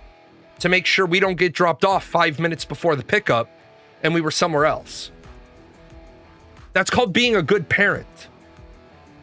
In order to be a good parent, you need parental rights. And I like the way the mom said it. That's not saying children don't deserve bodily autonomy. It's kind of like this one. When you were growing up, if you're Generation X, when you would have family over, I would be willing to bet another Barks that when your family members would start to leave, you would keep getting called up. If it was your house and you were the host, you would keep getting called up to say goodbye to people. And then you would get that, give your grandma a hug, give your grandfather a hug, give your aunt a hug. Don't do that shit. Do not do that shit. Do not tell your kids to give anybody a hug. If your kids want to do a fist bump, let your kids do a fist bump. If your kids want to do the ET finger, let your kids do the ET finger. If your kids don't want to come up and say goodbye, that's a red flag. You need to engage with them. Why is it you'll come up to say goodbye to every family member, but not your uncle? Oh, fuck. Now I know that the words came out of my mouth, and now I know what the problem is. I suspect the reason school sucks so much is because teachers aren't allowed to discipline the students. Okay, so I agree with you. I agree with you. Right? But it's pointless to have the schools be a discipline of 10 if the home is a discipline of 1. The discipline at home and the discipline of the school need to be identical lines. So the consequence for punching a kid is they got grounded, which is also a punishment. Yes, in that case, that is punishment. You did X, so you get Y. That is retribution. That is punishment. But you could also have negative reinforcement. Negative reinforcement is because you did X, you can no longer do Y. Because you did X, because you got into a fight, you can no longer go to the mall by yourself. That's a punishment. Nope, that's negative reinforcement. You also can have positive reinforcement if you have a good... Positive reinforcement requires a really good relationship with your kids. Because your kids have to be willing to talk to you about the shit that almost gets out of control so that you can reward them for their good decision making so that they can develop wisdom. My daughter called me. Many times my children have called me or texted me and said, I need you to call me in 2 minutes and get me the fuck out of here. If my children text me and say, I need you to call me in 2 minutes and get me the fuck out of here, there is no why. There is no what's wrong.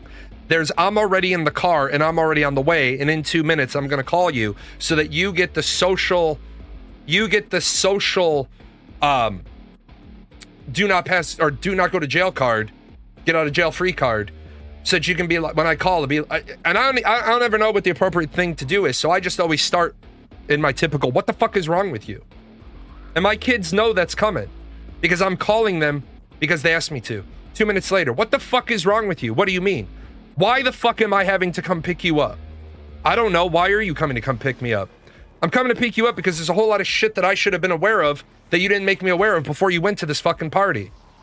And I'm making sure to use a lot of expletives so the kid can pull the phone away from their hand or hold it like this, and all the other kids around are like, oh shit, Mr. J's on his way up here. I show up, get in the fucking car. Get in the car, drive around the corner. What's up? You need an ice cream? You need a soda? You need a candy bar? What do you need? Do you need dinner? What's going on? Yeah, there was drugs and alcohol there. Good girl. If your kids aren't willing to call you when there's drugs and alcohol around, your kid is doing drugs and alcohol. Jay, that's not true. There's a lot of kids that are around it and never partake in it. Not at that age, my friend. Not at that age. They either leave on their own accord or they need you to save them. But either way, they're leaving if they don't want to partake. Eventually, they will partake. A lot of people say, I never got involved in drugs and alcohol. Yeah, be honest. How often were drugs and alcohol really around? I've never heard somebody say a lot. Well, there was opportunities. So why didn't you partake? Because I left. Oh, so you made the right decision. Good job. You get a cookie. That's like saying you aren't partaking in beating someone up if you're just looking and didn't do anything. Right. If you're a bystander, you're still partaking. Last story. My daughter had a really, really good best friend. A really, really good best friend. I went to pick the kid up once. And what the kid doesn't understand is that at the time, I'm active duty military. So I don't smoke, I don't drink, and I don't smoke marijuana. She gets in my car. And immediately I know she's high as fuck. Number one, her eyes are bouncing all over the place. Number two, she smells like a fucking hippie. I'll explain consequence and punishment then before I go. She smells like a fucking hippie with perfume on top of marijuana, which is basically just patchouli anyway. So I get home and I'm on the driveway. My daughter's going inside and I said, hold up a second. I got to talk to you. My daughter's like, I said, not you. You go in the house. I got to talk to you. I looked at the kid and I said, don't bullshit me because I'm not in the mood to be bullshitted today. Do you have any drugs on you? And she starts to say, I don't. I said, please fucking don't insult my intelligence. I'm not your parents. So, do you have any drugs on you? And she's like, no, I smoked it all before volleyball practice. I said, okay. Here's the deal. You never come around me again. You never come around my kid high again. Fuck no. But obviously, something's going on. So I'm going to let you stay here tonight. If you feel that you want to talk, we can talk. If you need help, I'll get you help. But don't ever come around my kid high again. Never came around my kid high again. Good kid. It's all it takes when it takes a village to raise a child. Because that kid called my daughter, can I spend the night at your house? Yeah. I got to get away from my cousins. Now, you're confused by consequences and punishment not being the same thing. Punishment and consequences, yeah, consequences is established ahead of time, and it's the expected, I did X, so I got Y. Punishment is taking your anger out on someone. So, for example, somebody commits a crime, and that crime has a range of 7 to 15 years. This entire range is the consequence. Now, the judge immediately doesn't like you. You have your ass hanging out of your pants. You don't have a haircut. You're not clean shaven. You interrupt. You're rude. You don't really show any remorse. You're going to get sentenced. You're going to get found guilty. That's the consequence. The conviction is the consequence. The judge doesn't want to fuck up your entire life, so he gives you 7 years. He might give you a suspended sentence. He might give you probation. That's the consequence to your action. You get all the way to the side of the maximum. He's punishing you. He's punishing you. You're a dickbag. You're getting punished. Consequences and punishments can lay identically over each other. They don't always have to. The punishment is about making the person feel better, not the receiver of the punishment. Consequences about educating. Right. Consequences are corrective reinforcement. I have a wide variety of things I can do to you on this offense in the military. I can fuck up your whole career and get you a conviction or an Article 15. Or I can do a pocket letter of counseling where I tell you, this is the correction. If you don't fuck up again in the next 60 days, I'll make this disappear. But if you fuck up again in the next 60 days, this is coming back out of the drawer and on top of the next thing. Not every single thing needs to be a punishment. A consequence, you don't have to punish to have a consequence. Your kid sneaks out.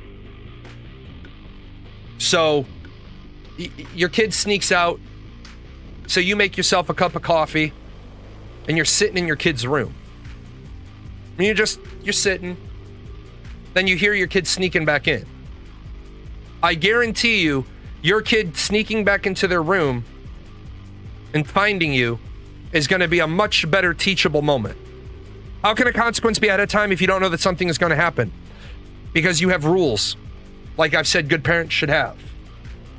In my household, my kids, when they start being allowed to traverse the universe without constant supervision, my kids sign a contract with me. I find them signing the contract with me means there's no ambiguity in what's going to happen. Now, with my older kids will tell you, when my older kids hear me talk to my younger kids, my older kids will say, stop being so fucking nice and show them how crazy you are. My older children, everything down the line is spanking. If you get caught shoplifting, I'm going to spank your ass because you have no reason to steal. If you get caught doing drugs, I'm going to spank you. If you get caught drinking, I'm going to... The whole fucking list. But then they signed it. Because then they knew we didn't have to have a really uncomfortable conversation. I just walked into your bedroom and you're hitting a fifth of Jack Daniels. I'm not having a conversation with you. I just caught you drinking, you're getting your ass beat. I'm no longer that parent. Being late. Number one, don't penalize your kids for being late. Why? Because then you're teaching them to speed. You are late if you have not arrived home and or have not called me by your arrival time. The appropriate time to call me is not 5 minutes away because that's an excuse. The appropriate time to call me is the moment you know you're not going to arrive home on time. You're supposed to be home at 10:30. At 9:50, you go out into the parking lot of the movie theater, and the movie theater parking lot is completely packed. There's police there, whatever. Call me. Hey, Dad, yeah, we just got out of the movie. And I can't get out of the parking lot. Why? There's a bunch of cops here. They're not letting anybody move. Okay. If I trust my kid, okay. If I mildly don't trust my kid, take a picture. You don't believe me? You have a habit of lying. They take the picture? Cool. I told you I wasn't lying. I didn't say you were lying. ... This time. Now, should you punish your kid because they're 1 to 5 minutes late? If you want to. But then you can never be 1 to 5 minutes late. Ever. You have to be on time. Forever. My kid's contract, the last one, because I didn't have to write one because there was such a big gap between. Melly Umpkin's contract literally said, if you are 1 to 5 minutes late, walk in the house, say you're sorry, I'm probably going to give you a dirty look and go about your day. If you're 5 to 10 minutes late, you're going to lose your privileges for one day. Because at 5 to 10 minutes late, I'm starting to get worried. If you're 11 minutes to 29 minutes late, you're going to lose a weekend's worth of privileges. At 30 fucking minutes late, you might want to pack a bag and start asking grandparents which one's going to take you. Not because you're in trouble for being 30 minutes late, but because you have no idea the fucking PTSD, anxiety hell you've put me through for 30 minutes. Because at 30 minutes, I'm arming up. And I'm not joking. And you shouldn't think... At 30 minutes, I'm putting the shoulder holster on. At 30 minutes, I'm arming up. I'm looking at your phone. I'm looking at your Life 360. I'm finding out where your car is. Because 30 minutes late is a parent's nightmare. 30 minutes late, 30 or more minutes late, you are probably going to be grounded for a very uncomfortable length of time. And this grounding includes the whole kit and caboodle. No electronics, no TV, none of that. Yeah. Meanwhile, the Gen X, we were 3 hours late, there might be concern. Our Gen Xers, and this is where the problem comes in. We know what we got up to. Gen Xers, we didn't get in trouble. Shit, man. Let's cut the bullshit for a second. Gen X kids, the only reason why we remember to fucking go home on time is because the 10 o'clock news would play. It's 10 o'clock. Do you know where your kids are? And your parents had locked the fucking door. Your parents have locked the door and gone to bed. And you think Gen X kids had keys? There's a reason why we were called latchkey kids. Our key was on a chain. We went to school. The latchkey kids had to line up by the office in alphabetical order because they took your house key off and they hung it on your name peg. You didn't have no key to your parents' fucking house. You got home at 10:45. You were supposed to be home at 10. You might get away with ringing the doorbell. Or you might get home because remember, Gen X kids, we went to the back door, not the front door. The front hall was for receiving guests because we're at all times ready to receive the Pope and the President.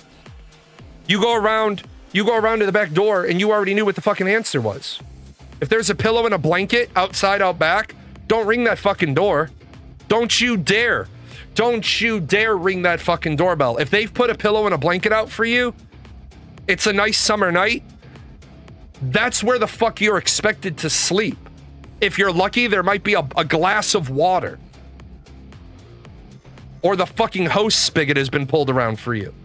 And if you think I'm lying, talk to your Gen X family members. Many a Gen X kid slept on the fucking back porch. Now, if it was snowing, it was cold, it was raining, they let you in. We all had ways to get in the window or slide the door lock. Right. But don't let your fucking dad catch you breaking into his house. Because then what's he going to do that next weekend? Oh, he's going to fucking fix every way. You didn't sneak back in the house if you knew you were busted. How the fuck you in your bed? Where the fuck did you come from? I snuck in the back window. I'm bolting that shit down. Anyway, I got to get out of here. I got some vacation prep work to do. I am going to be gone all next week. I'm going back to the House of Mouse. And of course, it's going to be brutally hot in Florida because whenever I go on vacation, it's brutally hot. Because I'm on vacation, there's probably going to be a nuclear war. Donald Trump's going to do at least 5 stupid things next week. So be prepared for that. I'll see you guys when I get back. I wonder if the organic meat sack that runs this channel knows a lot of these sponsors don't sponsor us anymore. They were longtime sponsors. The credits are fine. Do we get paid? Is any of this sponsorship money for Gail, Daisy, the Chaos Fund? You are a figment of John.